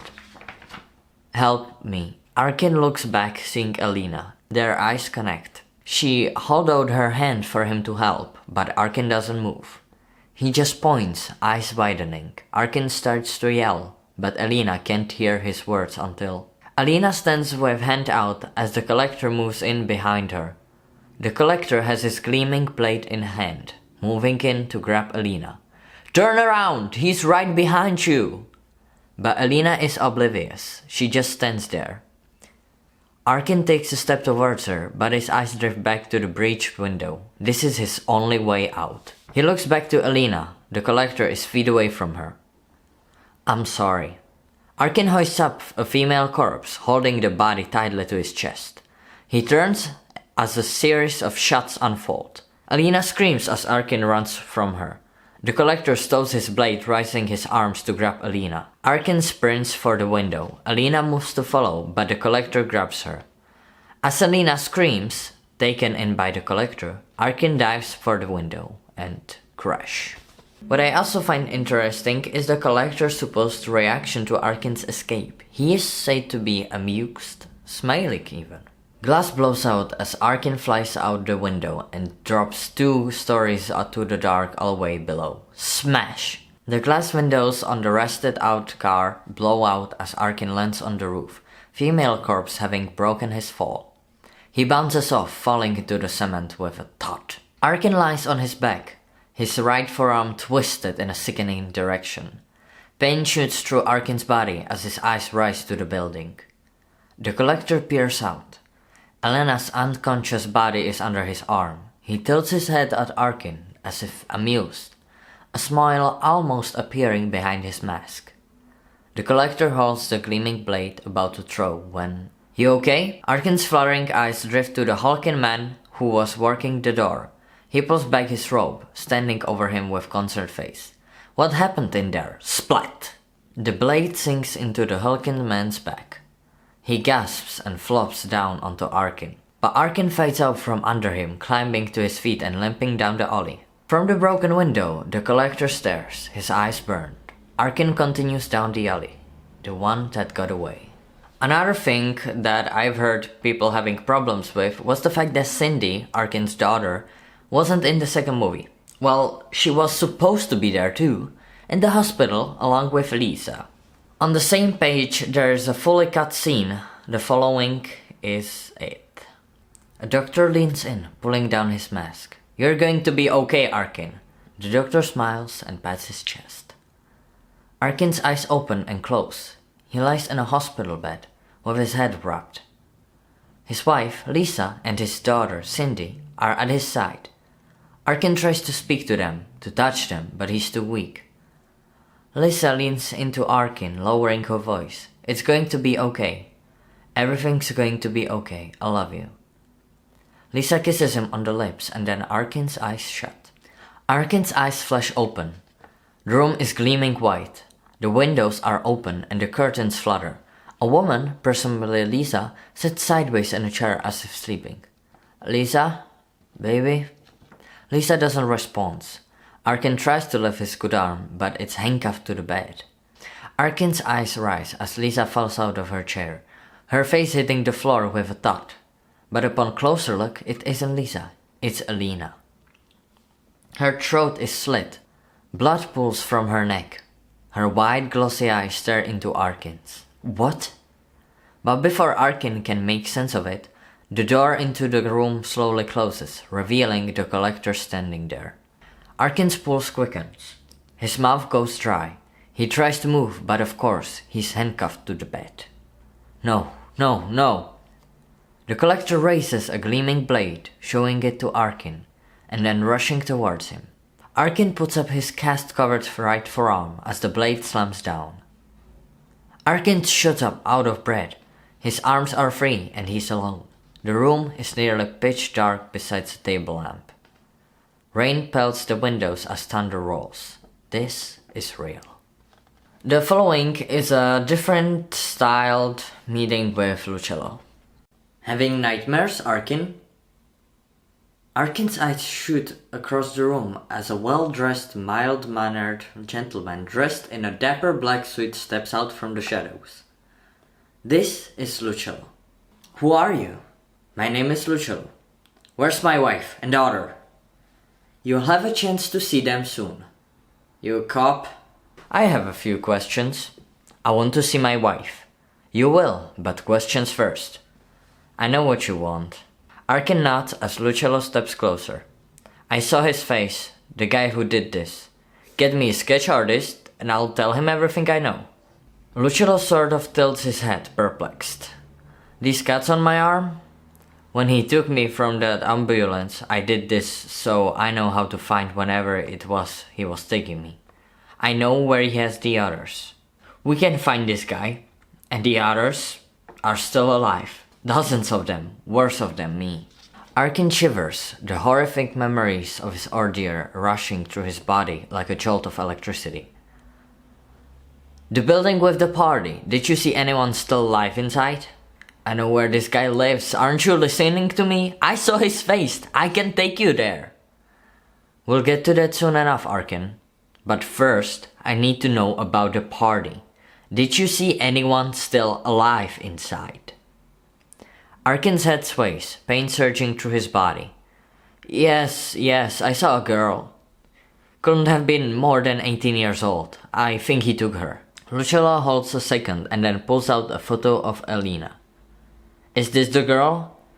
"Yes." "And you're sure he took her?" "Yes, He always takes one. Lucillo tucks the photo into his pocket and steps forward, plunging a syringe into Arkin's IV input. What are you doing? Where's my wife and daughter? Lucillo looks to the door when 5 people dressed as a medical staff and paramedics enter with a gurney and an empty body bag. What the fuck is this? But before Arkin can make too much noise, his mind warbles and a black sack is placed over his head. I have a high suspicion that this scene was actually recorded, yet later on cut. I think that this is the scene that we have seen a photo of in behind the scenes. The fire in the study is a little more than a few popping embers. Arkin's head jerks upwards, his eyes flicking open.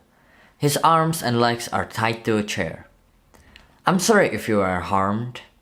Arkin turns as Mr. Peters limps into the room using his cane. The left side of his body seems slightly paralyzed, his movement awkward and pained. I'm Edgar Peters, and you are the last person to see my daughter alive. Mr. Peters moves closer to Arkin, sitting in a chair opposite to him. He crosses his legs, leaning so he won't fall over. We both know of this monster that has taken her, but you've done what no one else has. You have survived. Let me talk to the police. They can find your daughter. She's probably still alive. You know that from experience, don't you? Arkin sees that Mr. Peters has already made his mind up. There will be no police. Anxiety rises within him. I just want to see my family. Despite what you may think, I'm going what any father would do to get his daughters back to safety. By taking me away from mine? Mr. Peters stares into Arkin. A paradox indeed, but one I wouldn't expect you to fully understand.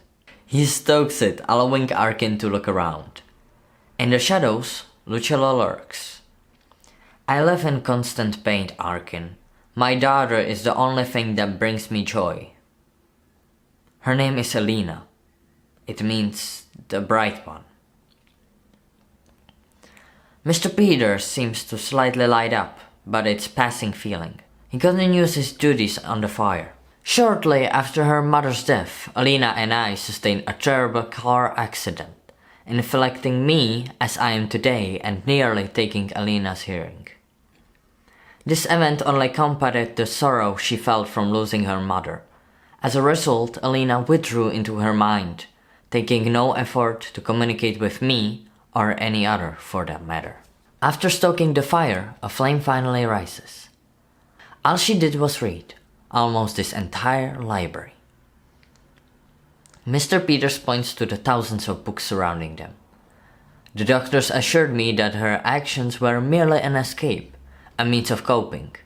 But after 2 years of nary a word, I took away her books and forbid her from reading until she spoke. Mr. Peters stands before Arkin, looking down to him. After a week of silence and refusing to leave her room, she finally did. Would you like to know what she said? Arkin nods his head, not really having a choice. This little 12-year-old girl who hadn't uttered a single word for more than 2 years looked up at me, staring me dead in my eyes, and without the slightest hint of emotion or inflection, she said, "A person doesn't die when they should, but when they can." Arkin's eyes widen, not sure how to respond. It's Gabriel Garcia Marquez, and I thought I understood what it meant, but now I see what it truly means. Mr. Peters leans down into Arkin, staring into his eyes. You, young man, should be dead. But you're not. You're here. For me. A ray of hope crosses Mr. Peters' face as Arkin's face begins to radiate horror. So if it's your family you'd like to see again, lead my security team to where my daughter is being held. Mr. Peters gestures for Arkin to look behind him. Lucillo stands with 3 men and 2 women. Let me see this straight. You just want me to show them where she is, right? Nothing more. Take them to where she's being held, and then you will be released. How can I trust you won't kill me? Mr. Peters strains a bit, not sure how to respond when Because one's word is a central rule to the Thieves' Code, Arkin. Arkin's eyes shift to Lucello as he moves forward a bit, the light hitting his face. You, of all people, should know that. Arkin sees as Lucello seems to smirk. Godspeed, gentlemen. Mr. Peters nods as Lucello steps forward, placing the black sack over Arkin's head. The difference between the style of killing in the first and the second movie could throw someone off, but surprisingly, it actually had an explanation. Since Arkin had told the police about where the Collector worked, he had changed his style to shake down the police. His previous analogy with Wasp was now morphed into a spider. Let me read what Lucello said. Lucello sits down next to Arkin, wearing a similar outfit. He displays a large map dotted with red circles. These are the locations of the known killings, typically homes with construction going on.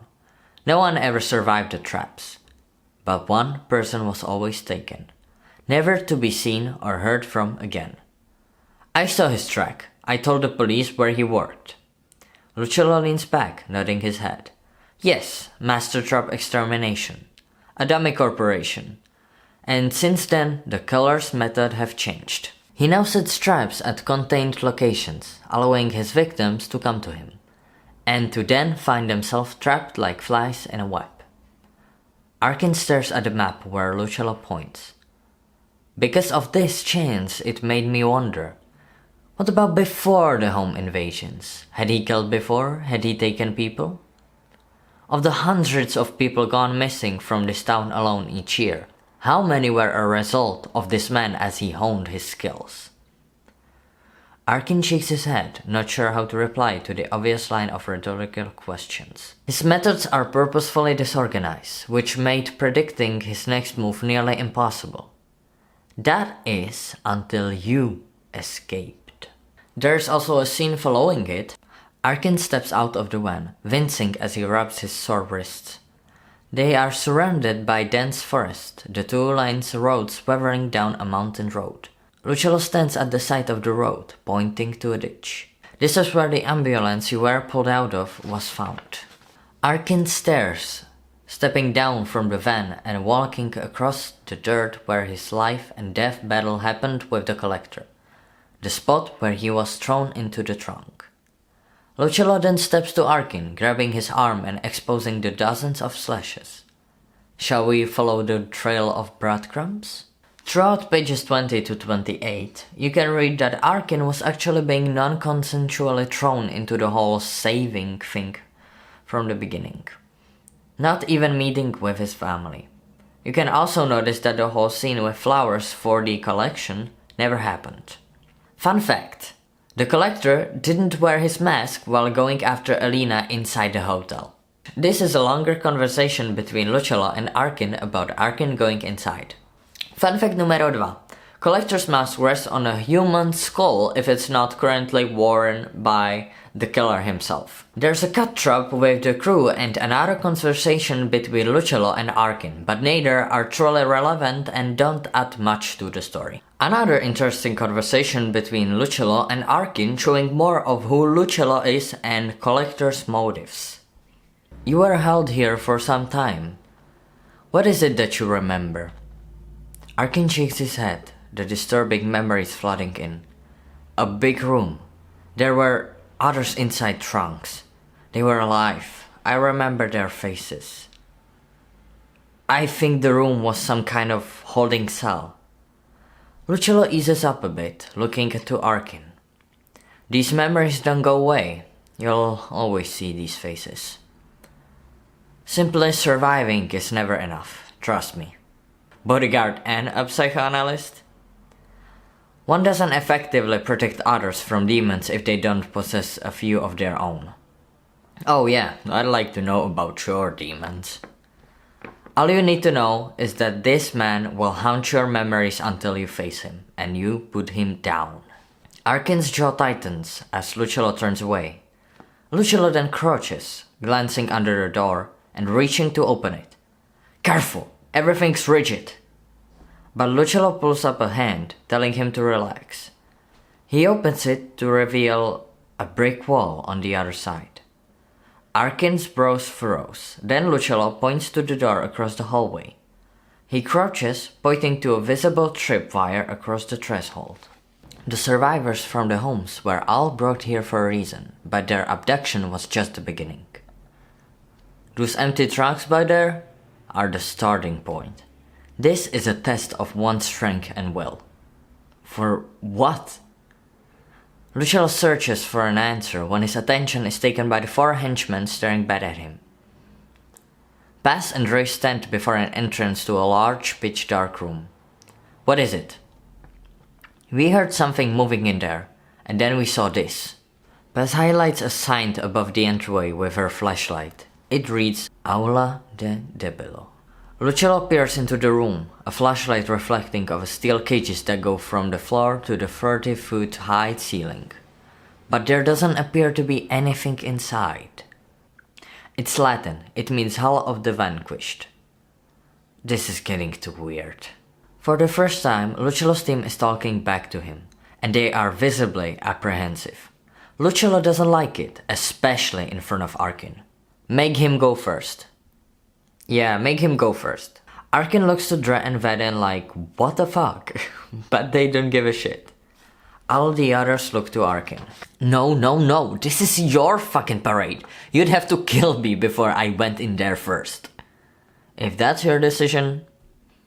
Lucello cocks his pistol, pointing it at Arkin. Is that your decision? Arkin stares into Lucello's eyes. He doesn't have a shred of hesitation. He will kill him. Arkin knows it. Fuck. Arkin moves past the group, stopping at the threshold. Can I at least have a flashlight? Paz produces a small penlight, handing it to Arkin. He nods, gaining his nerve to enter the room. I'll watch her back. Following these scenes is an alternative to the dog/zombie scene from the movie. Go read it if you are interested. It's page 44 to 47. What I have noticed from the script is that Abby is much easier to trust on paper than in the movie. In this scene she helped Alina, which we do kind of have in the movie, but she also shows her scars. Alina carefully moves down a thin hallway, with Abby staying close behind. They check every door, but all are locked, until they find one unlocked. The door swings open, making a creaking sound. It appears to be empty, but in the middle is a spotlight highlighting a cell phone, precariously sitting on in the middle of a table. Alina makes a move forward when Abby points to the bottom of the door frame. There's a tripwire. Alina crouches, seeing the wire. She sticks her head into the room just a bit, looking up to see a meshed blade mounted at a shoulder height and ready to swing forward. Thanks. Abby lowers her shirt, revealing a long scar across her upper torso. It's healed over, but Elena still gasps. Abby raises a hand she has been favoring, revealing that it's missing 3 fingers. Elena's eyes widen in disgust. Alina gasps, putting her hand to her mouth and looking towards the cell phone and table. Indeed, there's a wire attached to a cell phone, and a machete mounted under the desk, ready to spring if the cell phone is pulled. Not gonna read through this, but this is an alternative trap for Alina after Abby freaks out. There was supposed to be a much bigger fight between Lucello's crew. Dre, holding Vadin's weapons in addition to his own, leads the group to the end of the hallway and a grand stairway going up to the 2nd floor. Paz settles up behind him, seeing a sign that reads, "The way to heaven is ascending." Lucello, Arkin, Dre and Vali move up behind them. There are other pathways and hallways, but none of them have the invitation like the stairs. Up is the way. Lucello starts to move, but no one follows. Nah, this guy is just fucking with us now. We must be content to travel uphill, though it be hard and tiresome, and contrary to the natural bias of our flesh. What the fuck is that? The second half of Jonathan Edwards' quote. It means we're supposed to go up the stairs even though it seems like a bad idea. This is fucking bullshit! It's what you sign up for. Lynn and Vadin are dead back there. I didn't sign up for this. Take it easy. I'm getting the fuck out of here. And how are you going to do that? Or one way out is blocked by the 2 inches of steel. Well, I'm not following the path we've been taking. It's a fucking death trap. And you think leaving the path is smart? I'm willing to fucking try. I think we have to get through these obstacles in order to access the rest of the building. And how the fuck would you know that? You said yourself you were in a truck the whole time. Valley yells, getting in Arkin's face, but Lucello puts up a hand, pushing Valley away. Arkin backs up as the friction between the group grows. He's right, this is a test of our perseverance. We need to stay together, stay focused, and move forward. Listen to him. Valley doesn't like hearing that. No, his R30 died back there with the others. I could give two shit about this Selena girl, and I say we get the fuck out of here while we still can.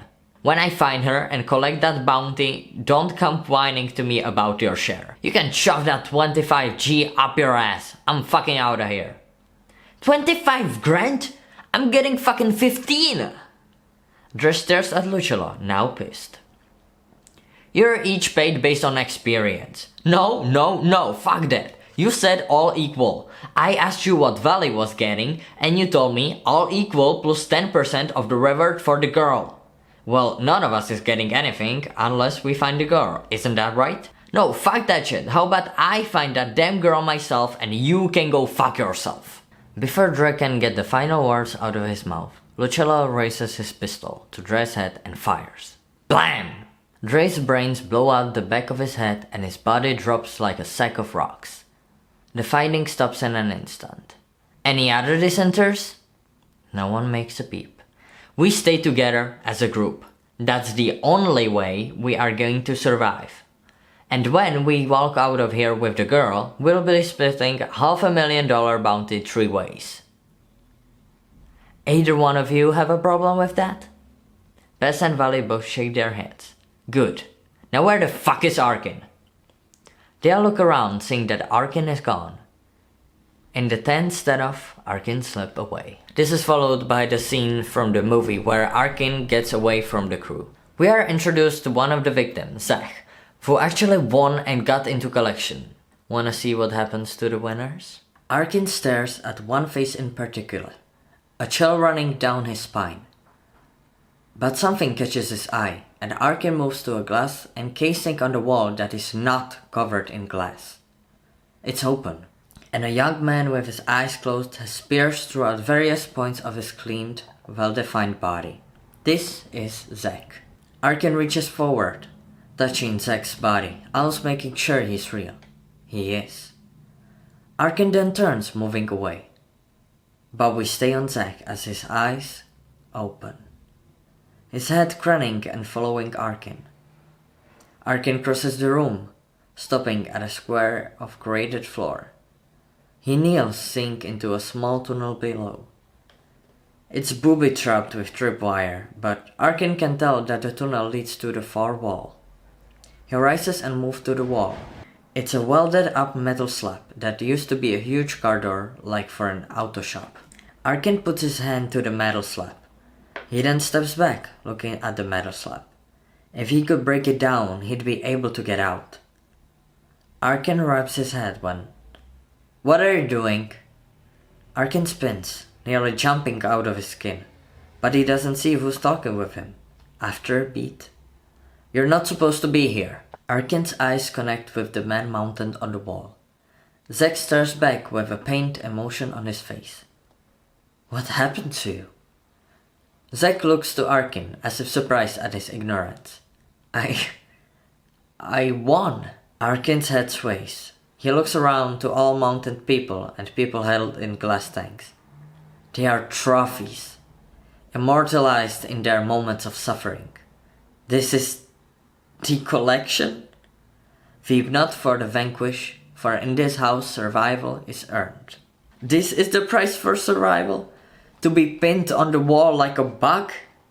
No, to be cherished and to be immortalized as something beautiful. Only the strongest can join the collection. Zack gags, his strength dripping by the second he nods to the glass tanks. Arkin cringes at the multiple-limbed human atrocities. You're his trophies. And this is some kind of fucked up museum? Zack weakly nods, and Arkin shakes his head in astonishment. He moves to help free Zack. I'll get you down. Don't. It will kill me.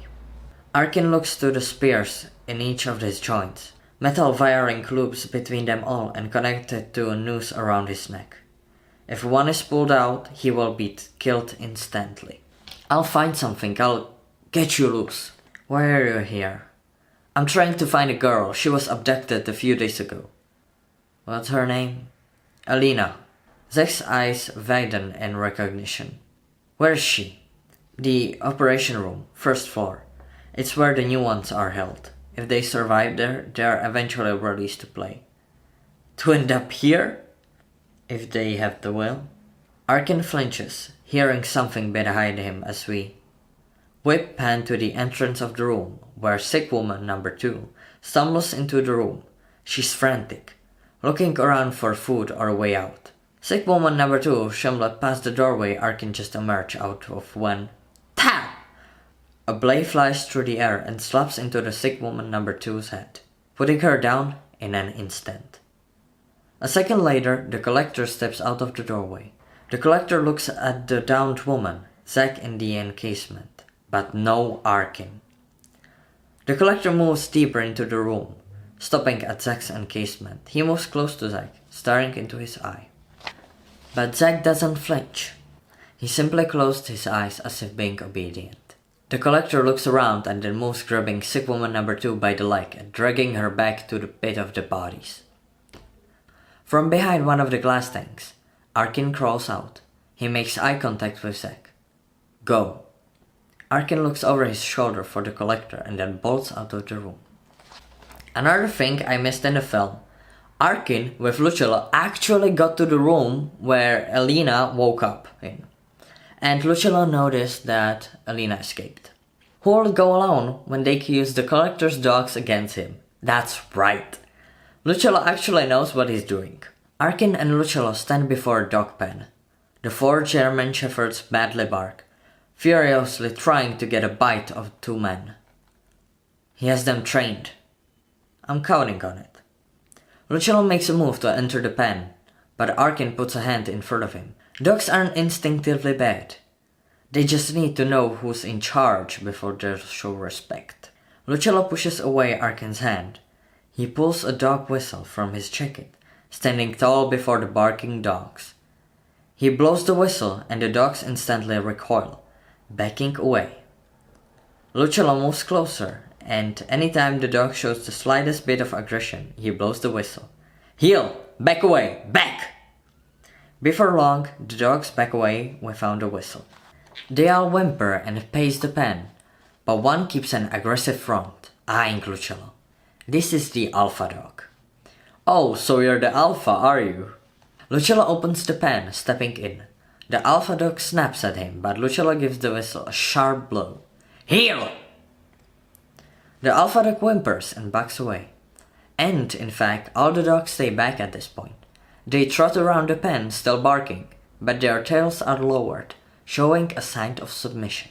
A smirk crosses Lucilla's face as he pulls dried bacon from his vest pocket, offering it to the alpha dog.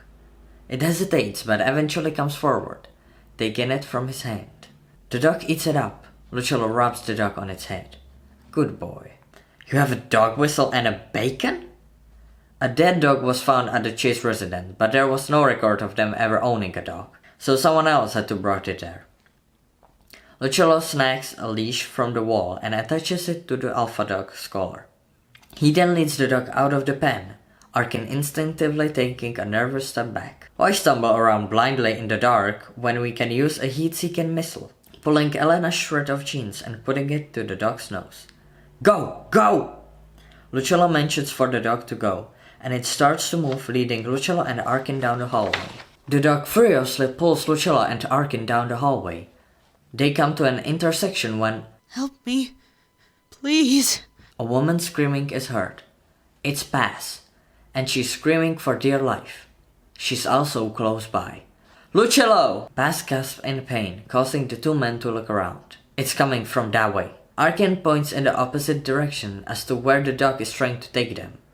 Lucello makes a quick decision, pulling his pistol and yelking the dog towards Paz's screams. This is obviously followed by the trap scene, which we can see in the movie.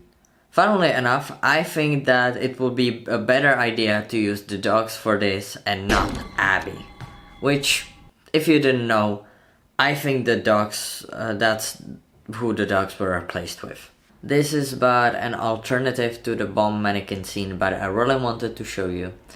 So enjoy. The dog's leash is tied around the door handle at the entrance to the room. Lucello holds his pistol, moving around the edge of mannequins on displays. He looks across the way to Arkin, who holds a knife with brass knuckles attached. The two men nod, easing into the densely placed mannequins. The strobe lights flash, giving Arkin's movement a jittery quality. He stays low, looking at the floor to not step on a tripwire. Paz's screams come from the middle of the room. Lucello also stays low, using his pistol to lead the way through the mannequins.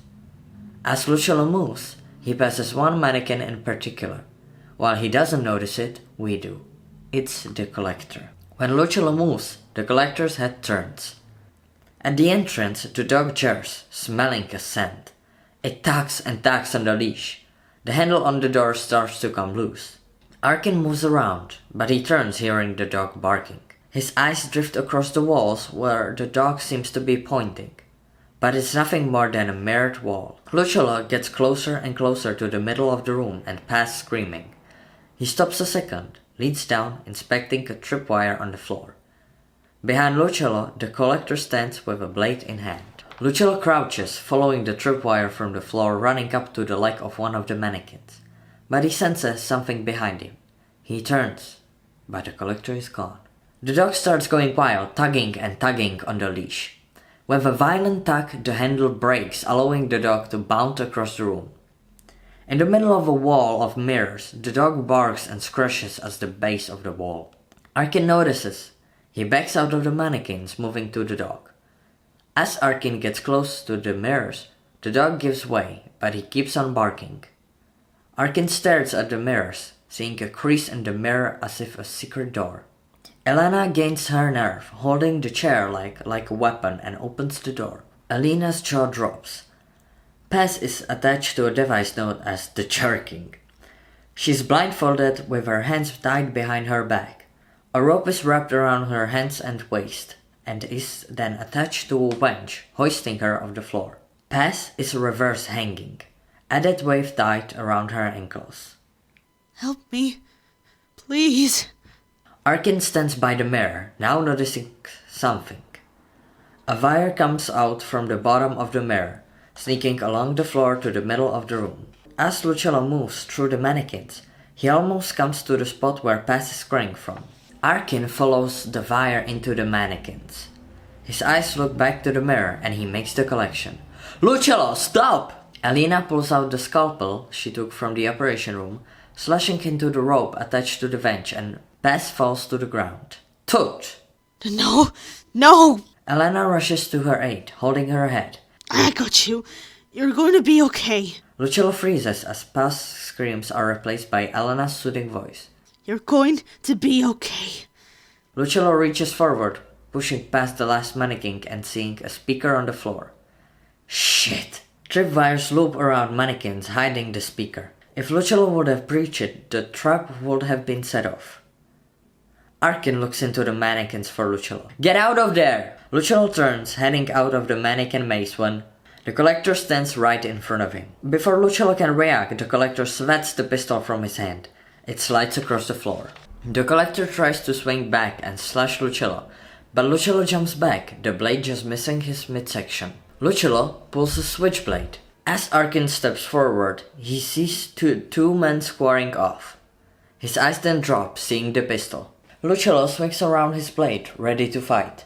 The two men attack like skilled assassins, striking with their blades and blocking with their free hands. The Collector draws blood, slicing Lucello's forearm. But Lucello strikes back, getting the Collector across the chest. The Collector stumbles back, touching his ripped shirt and blood trickling from his wound. He pulls out the second blade. No more fucking around. The Collector attacks Lucello with an intent to kill. He swings around his blade, slicing Lucello's hand and causing him to drop his switchblade. He then slices Lucello across both shoulders.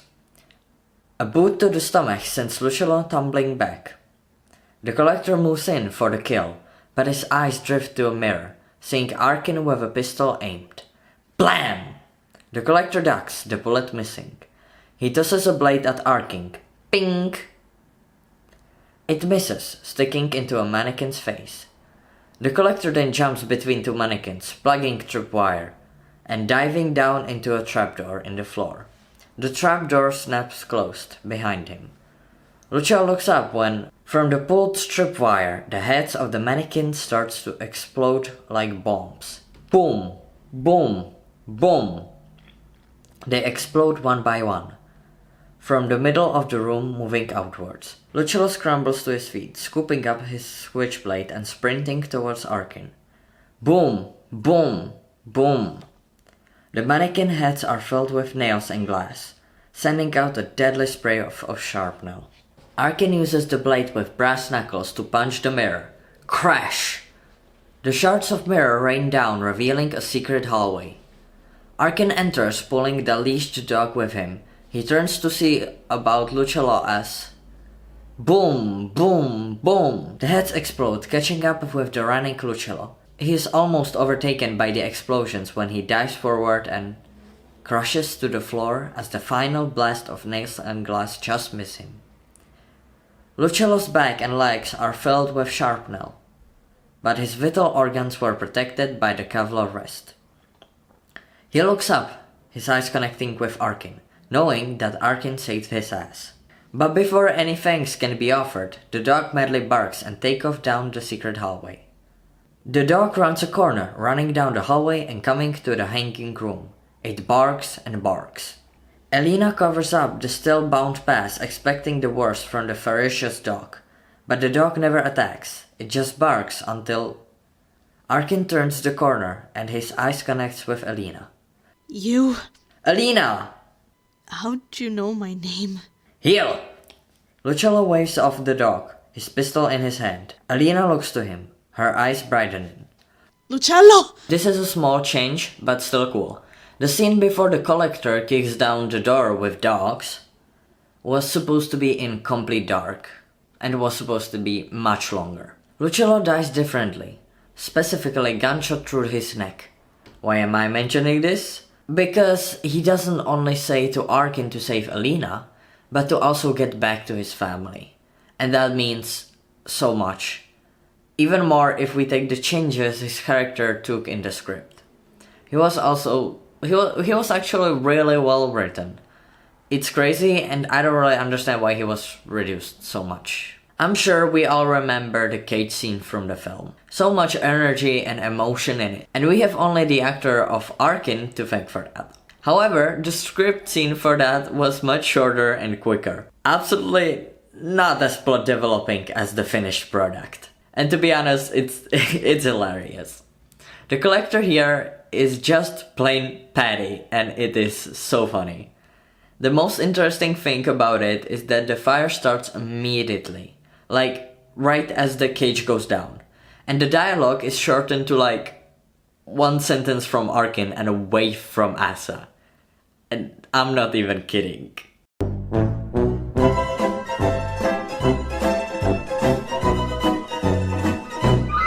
There were way more survivors than just Elena and Arkin, the two saving the others during the fire. Now that we're near the end, I'm going to show you the slightly changed ending.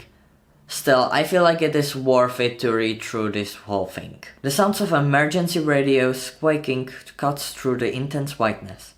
Orders are barked, sirens blare. A moment of tranquility sets in and the building burns.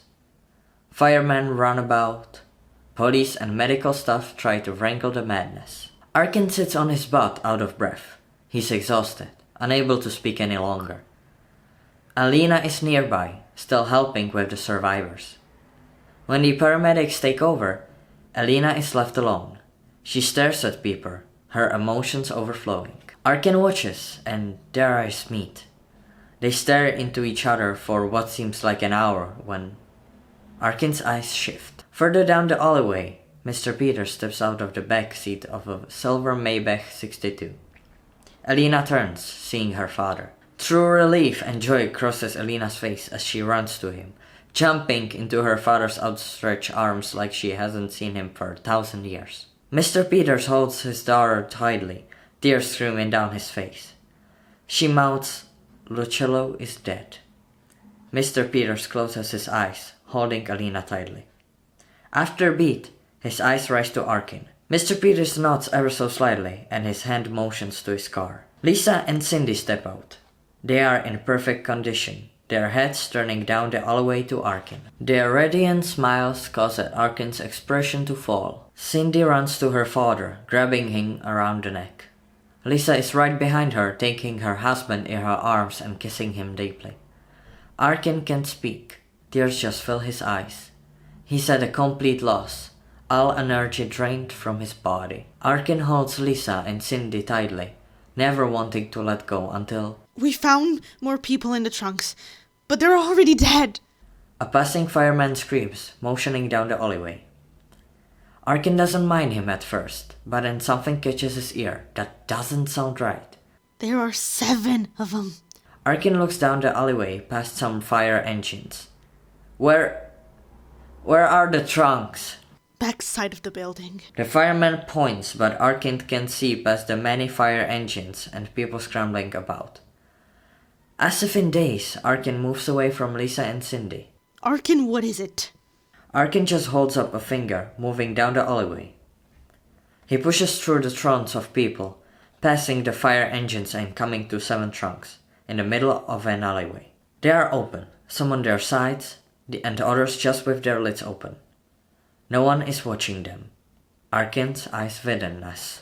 Arkin stands with Lucello. Before them, 6 trunks lie on the floor open with 6 dead bodies inside.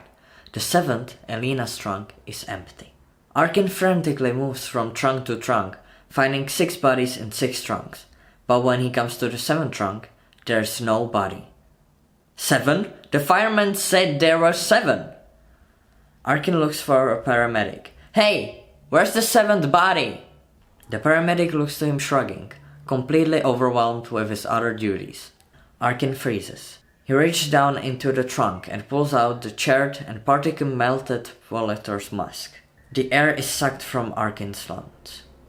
His panicked eyes shift down the alleyway, to all the people, all the vehicles, all the chaos. His mind begins to spin. No, no, no! Arkin searches and searches, but the collector is gone, like a ghost in the night.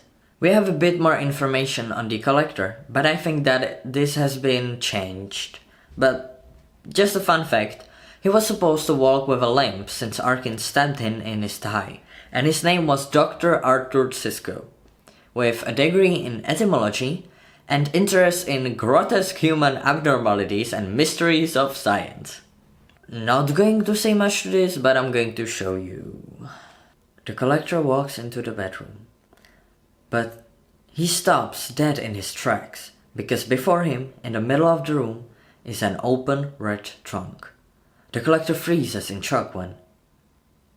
Them burns are hurting, I bet. The collector spins to see Arkin standing behind him in all black clothing, skull cap and gloves, a pistol in hand. Must have been a hell climbing up out of the garbage chute. The collector shifts uncomfortably. Someone told me once that your murders didn't have a pattern. But that's not true, is it?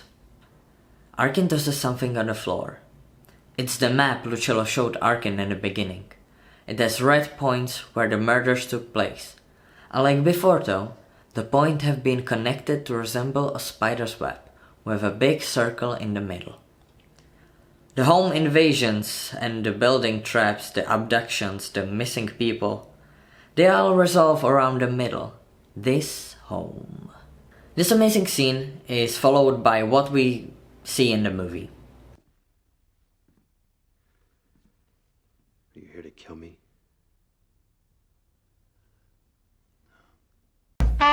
Yet again, there are things that I left out, like switch between characters, unnecessary characters which were later cut out, or repetitive stuff, etc. Now, there's a massive amount of BDS and bloopers among these two movies. Many interviews and cutscenes. I'll try to say everything important and interesting, but I am obviously not talking through everything. However, all of the found videos on this are, linked in the description, and you can watch them yourself and let me know in the comments about what I missed. Or, what you thought was important to be put here. The collector's eye contacts made him nearly blind, and he had to take them out between takes. All of the collection that we can see in the movie are made by two people, husband and wife. The fire in the movie was real, the set was especially built to be able to contain it, and they had one shot to do it right. I know that there's much more of these interviews, but I cannot really find much that can be put through as a stint of information, fun fact, or something about making of the movie. I am yet again asking you to write in the comments the things that you would find interesting about making of, so more people could read through it in one place. Also, I just want to mention this one moment from behind the scenes, because I just love it so much. I'm learning that nobody wants to talk to me. I'm kind of a solitary person. Nobody really likes me very much, apparently. Look at all these people talking to each other, and then I'm over here by myself. Because I kill and maim and dice people up, they judge. That's not nice. There are sometimes moments when you can see that one specific movie and absolutely fall in love with the actor or the director. So this is just a moment for me to recommend some stuff that the main people that did that you can check out. I don't know why I said it like that. Also, I want to say that in the comments you can recommend and add as many movies as you would like that you have seen, but do not spoil or badmouth any the movies that are said in this. Thank you. The director, Marcus Dunstan. If you want something that is very similar to the Collector series, watch Neighbor from 2016. I would go as far as to say that it is basically the same film, just with more realistic elements. Hashtag AMFAD, All My Friends Are Dead, is a slasher from 2024, and if you want something more comedic, you can watch Unhuman from 2022. There are, of course, also the Saw films. Arkin O'Brien, Just Stewart. To be honest, this is a bit harder, and you have to understand that I have not seen many films with Josh as a main character, so I'm just gonna give you some of the films that he played in, no matter how big his role was. I'm currently planning to watch Law Abiding Citizen from 2009, which is a crime/drama/thriller. The only thing I was told about that is that the less you know going into it, the more you enjoy it. If you want to keep closer to the horror, then what about found footage from 2013, The Haunted? That movie was actually also written and directed by him. If you want to see more films directed by him, check the drama Backford from 2019. There are some big names like Discarnate, Malicious, or The Inside Us. I don't know how to read that word, I'm sorry. All of these are such weird words, I don't know what any of them means. So the Collector one, John Fernandez. One of the first movies that I found is an action thriller from 2003, A Man Apart. Following that is an action comedy, Crocodile Dundee number 2 from 1988. He also had a smaller role in Arachnophobia from 1990. However, if you do have State phobia, you might want to skip that one. The Collector 2, Randall Archer. Sadly, I found little to nothing of this actor, so if you had any, please recommend some. I would love to watch some more movies with him, Alina Peters, Emma Fitzpatrick. The first that comes to mind is Take Back the Night from 2021. However, I have been told that that is more for women, as the male viewers don't really see the point. And from the reviews, we can clearly see who's at fault. Just don't expect the best camera and director work. If you want something more lighthearted, what about horror comedy Blood-Sucking Bastards from 2015? Not anyone likes the comedy bit, so how about The Samant? Or if you want something shorter, check out Sequence. First of all, I want to start by yet again thanking the amazing fandom that is the Collector fandom. I came with little to nothing information about the movies and everything, and I have been provided with not only a warm welcome, but help on every step. Whenever I wanted to ask about the characters that explain any scene or BTS, I always got my answer. And I'm not even talking about the massive amount of content that they have created, although that might be by the point that, you know, it's an older fandom, which is now waking up due to the, you know, collected. But wow, everyone is excited. I know, we all know. If you are looking for great artwork, check out the character tags on Tumblr. If you want fanfiction, look at AO3 or alternatively fanfiction.net. I did not find a single fanfiction on Wattpad though, so just stick to these two. If you want reader headcanons, there are massive load of these on Tumblr. Why are you not focusing on me? Of course, there are also playlists or even Google Docs tracking down the BTS. As I said, there's a lot. To name a few who I've seen very active, then I'm going to put out the names that I have found like so much stuff from on the screen. I'm not going to read them out because I don't want to read the names wrong, I'm sorry. These are the only ones I can remember from the top of my head. But there are obviously much more talented people. So if you have something, feel free to advertise yourself down there. When I first started writing the script for this video, I planned to make a Google document listing all of the fanfictions in the fandom. Stored, you know, by themes in alphabet order. It's something I even started working on since I have already gone through all of the text numerous times. But I found that I just don't have time to do it all. Still, if any of you would be interested to work on such a thing to make it easier for people to look for similar fanfictions throughout the platforms, you can contact me and we can work on it together. With this chapter, I also want to encourage you to write down any headcanons or questions or talks about the movies and stuff around it. And with that, we have come to the final chapter of this video.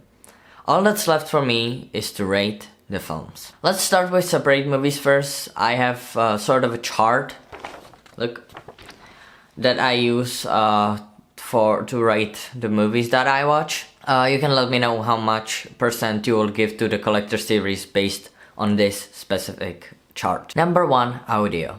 So for the soundtrack, I would give both of the movies 12 out of 12.5 because they were so well fitting and they were like, I really enjoyed the soundtracks in the movies and I think everybody can agree to that, but what do I know? Dubbing. I have given both of these movies a 10 simply because I don't know if it's just the copy that I have received, but I didn't hear the words that they were saying. And not by that I didn't understand, but simply because the dialogue was so quiet that it just wasn't basically there. I had to put on subtitles, and most of these subtitles didn't even like had the right text to it. So might just been my copy, but yeah, I 2.5 down. Otherwise, but you know, it was still good. It was okay-ish. So audio, 22 points from 25. Number 2, visual. So the camera angles. Yet again, both of these movies I would give 8.4, which is the maximum of this category, because the camera angles were so good. The director and camera work in this movie is breathtaking, and I would even say as far as probably one of the best that I have ever seen. And that is crazy because, you know, I have seen a lot of movies. I study filmmaking, but the fact that these, like the camera script, technical script was written or done, I don't know if it was written, is so good. It is so good. Lighting and colors. For the first movie, I will give 6.5. For the second movie, 5.5. Simply because it was good. It was not the best. It was good, and I feel like the first movie had better established the color contrast of like the characters, and it told a bit more of the story. Editing and cuts. For the first movie, 6 points. Simply because I feel like some of the scenes were too long, and it just felt like it was prolonging the movie, but you know, didn't really add much to it. And the second movie, 8. Which makes visuals for the first movie 20.9 and for the second movie 21.9.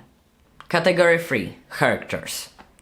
So for the characters, I'll get in the first movie, main character, which means arcing, 6 points from 6.25, because I really liked the character. He was so very well written, he was interesting, he was something new. The villain, 5.9. I truly enjoyed it, although I wish I would have more info about who he was, because, you know, in the first movie he was simply a scarecrow, basically. He was there to scare people and not much of a story. And didn't have much of a story, sorry. In the second movie, I would give the main character 4. It's not that I didn't enjoy like Lena and Arkin, but I just, you know, wasn't really interested in the characters that much, and didn't really care much if, like, I cared about Arkin, but it was mostly from the first movie, and not really about Elena, because, I don't know, she wasn't really sympathetic. But, you know, when I watched it like 10 times and more, then she grew on me, because I learned more about it, but still, less than the first movie. The villain character, I would give 6 points, because, first of all, he had gotten better, and we got more story, and the character was actually interesting, and it was always pleasurable to see him on the screen. Then there are actors, which is like the casting of the characters, if they were believable, if you truly like watch the character, and in your mind you were like, oh that's Arkin, oh that is the Collector, oh that's exactly the character. You know, it's the casting of believing that the actor is truly the character they are meant to be. And for the first movie, I would give a full 6. I truly believe that the casting was done right, and the characters truly burned into my mind as the characters. For the acting, I would give 5.25. I did not... I think the acting was well done, although I stumbled across, you know, the child actors of, I think, Hannah. I think that's why I took out the point. I understand that it's a child actor, still, you know, acting is acting. For the second movie, I would give, like, the casting of believable 6.25, absolutely full percent. The casting was on point. Every single character that was in the movie, I absolutely believed that they were made for the role. That's like, oh my. And acting, I would give 6. I think the acting in that movie was great. I really enjoyed it. Number 4, story. So the story itself, I would give 5.5. It was very interesting, it was well done. I enjoyed it, I was invested. We didn't get much of a backstory, true. It was more of a... I would say that the Collector was made like a slice of life, kind of. I know it sounds a bit funky, but think about it, you know. We don't really get what happened before, what happened after. We don't get any backstory for the characters, or not much of it. So it's basically just a slice of life. The pacing of the first movie, I would give 4. because as I said, some of the scenes were so long and, you know, it took over 20 minutes to show the villain. But, you know, on the other hand, I would like to say that even though it took 20 minutes, it didn't feel like it. Okay, just I'm giving credit when it's due. Like, it didn't feel like 20 minutes. It was very well done. That you really, in the first movie you started watching, and you didn't feel like the time went until like the quarter or like more of a 3/4 of the film, because, you know, then the movie is very repetitive, which is not necessarily a bad thing. Still, you know, you will notice that you are watching it for a while watching it. So the pacing is, yeah. Kills, 6, full on 6. That they are so good. Like in that movie, they're so good that it is really great. I really appreciate it, to be honest. The sex scene in the first movie, I will give 2, because oh boy, I was so uncomfortable. I don't necessarily mind sex scenes in the movie, and you know what they say. If it's a slasher or a horror film, there always has to be a sex scene. Was I happy that it was there? No. Would I be happier if it wasn't there? Maybe, you know, I don't know. Maybe I just feel it was unnecessary to have it there. By the way, for those who don't know, I'm speaking about the scene between Jill and her boyfriend. Not the torture scene. Okay, that was not a sex scene. I'm saying that because I absolutely know some people who will take it wrong. For the second movie, I would say the story for 4 points. It was nice, I guess. Not perfect. A good half. You know, as I said, I don't know why, but I did not like fully enjoy Elena's character or like her story. I don't know. I enjoy the script part. It's weird because I did not enjoy her story in the movie, but like the part in script where you get more of the protective father and stuff, delicious. Give me more. Anyway, the pacing, full on 8. The pacing was great. I watched the movie, I watched it till the end, and then I was surprised that it was gone so quickly. So yeah, can't say no to that. That was really, the pacing of that was much better. Kills from the second movie, I will give like 6.5. What the fuck am I saying? 6.5. Because they were good. That's true, they were good. They could be better. I know it's a bit like, but they could be better. Yeah. And I'm not gonna rate sex scene here because the one kissing scene of like on the dance floor, I talked about like having it as a sex scene, but no, not really. So yeah, let's move on. And for 5 is bonus, which means which I have like highlighted scenes, which, to explain, is a scene that you will remember, like even days after watching the movie, and you say the name of the movie, that is a scene that will burn in your head, if there is any.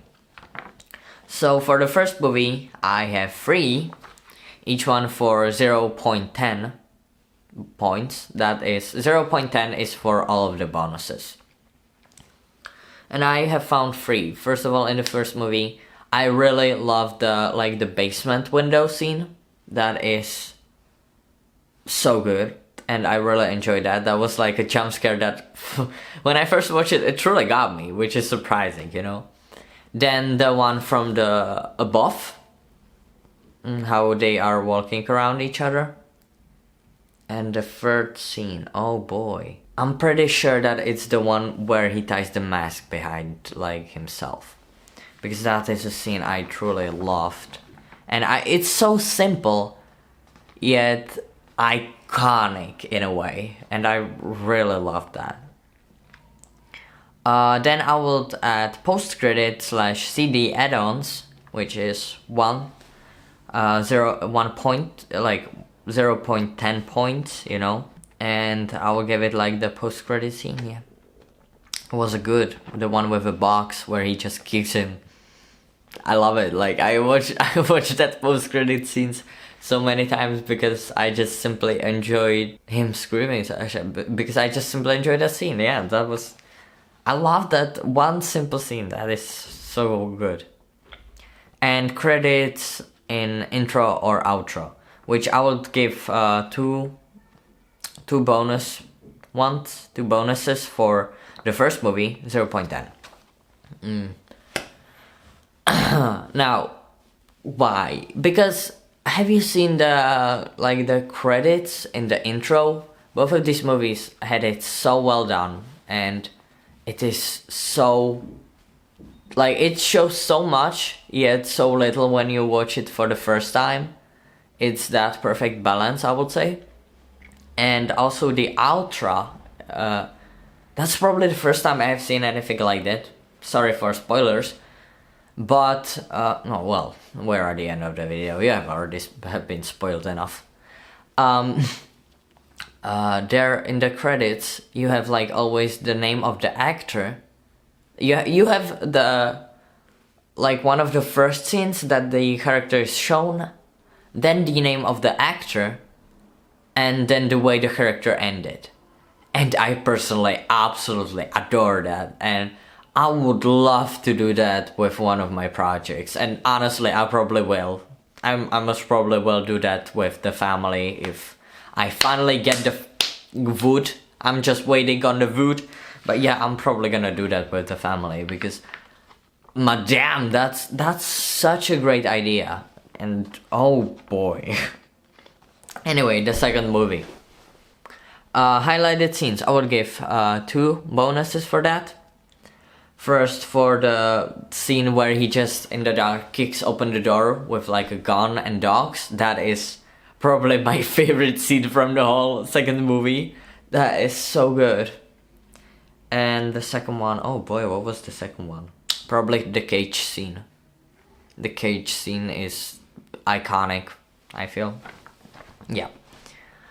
Post-credit / CD add-ons, I will give a bonus here too because, let's be real, there was a CD add-on.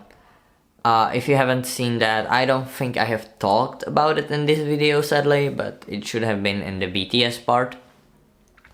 There's a CD add-on with Alina and Arkin, and then, again, 2 bonuses for credits / intro. What does it mean for our movies? Well, the first movie had won itself 84.15%, which is honestly a massive percentage for the movies I watch. It is probably the most any of the movies I watch have gotten, but it's still a bit less than the second movie, which had gotten 85.15%. And you know, if you got it together, then from me, the Collector series had won each other 84.65%. Remember that these points are for the movie alone and not everything behind it. If I had to add points for things that I found when I started to dig into the thing, it could potentially have even 90%. All in all, I don't think people understand how much digging it takes to find some of the stuff that was mentioned in this video. And while it may look like a bad thing, I personally enjoy looking for these clues, and it reminded me of more of an RNG of kind of thing. But yeah, I highly recommend you see the movies yourself if you haven't already, and tell me your thoughts in the comments. This whole thing took me over a month. So I would appreciate it if you leave a like, subscribe, ring a bell, share it with others who you think would be interested. I'm a starting filmmaker myself. I have a lot of projects that I am currently making, and I take all of the help that I can get. Thank you so much for watching, and I'll see you next time. Bye! Srećem ako tak je to od tvoj glave. Misli, len pozitívne, nebuď kyslý. Je to od tvoj glave. Misli, bam, vydal máme istý. Je to od tvoj glave. Misli, len pozitívne, nebuď kyslý. Je to od tvoj glave. Misli, bam, vydal máme istý.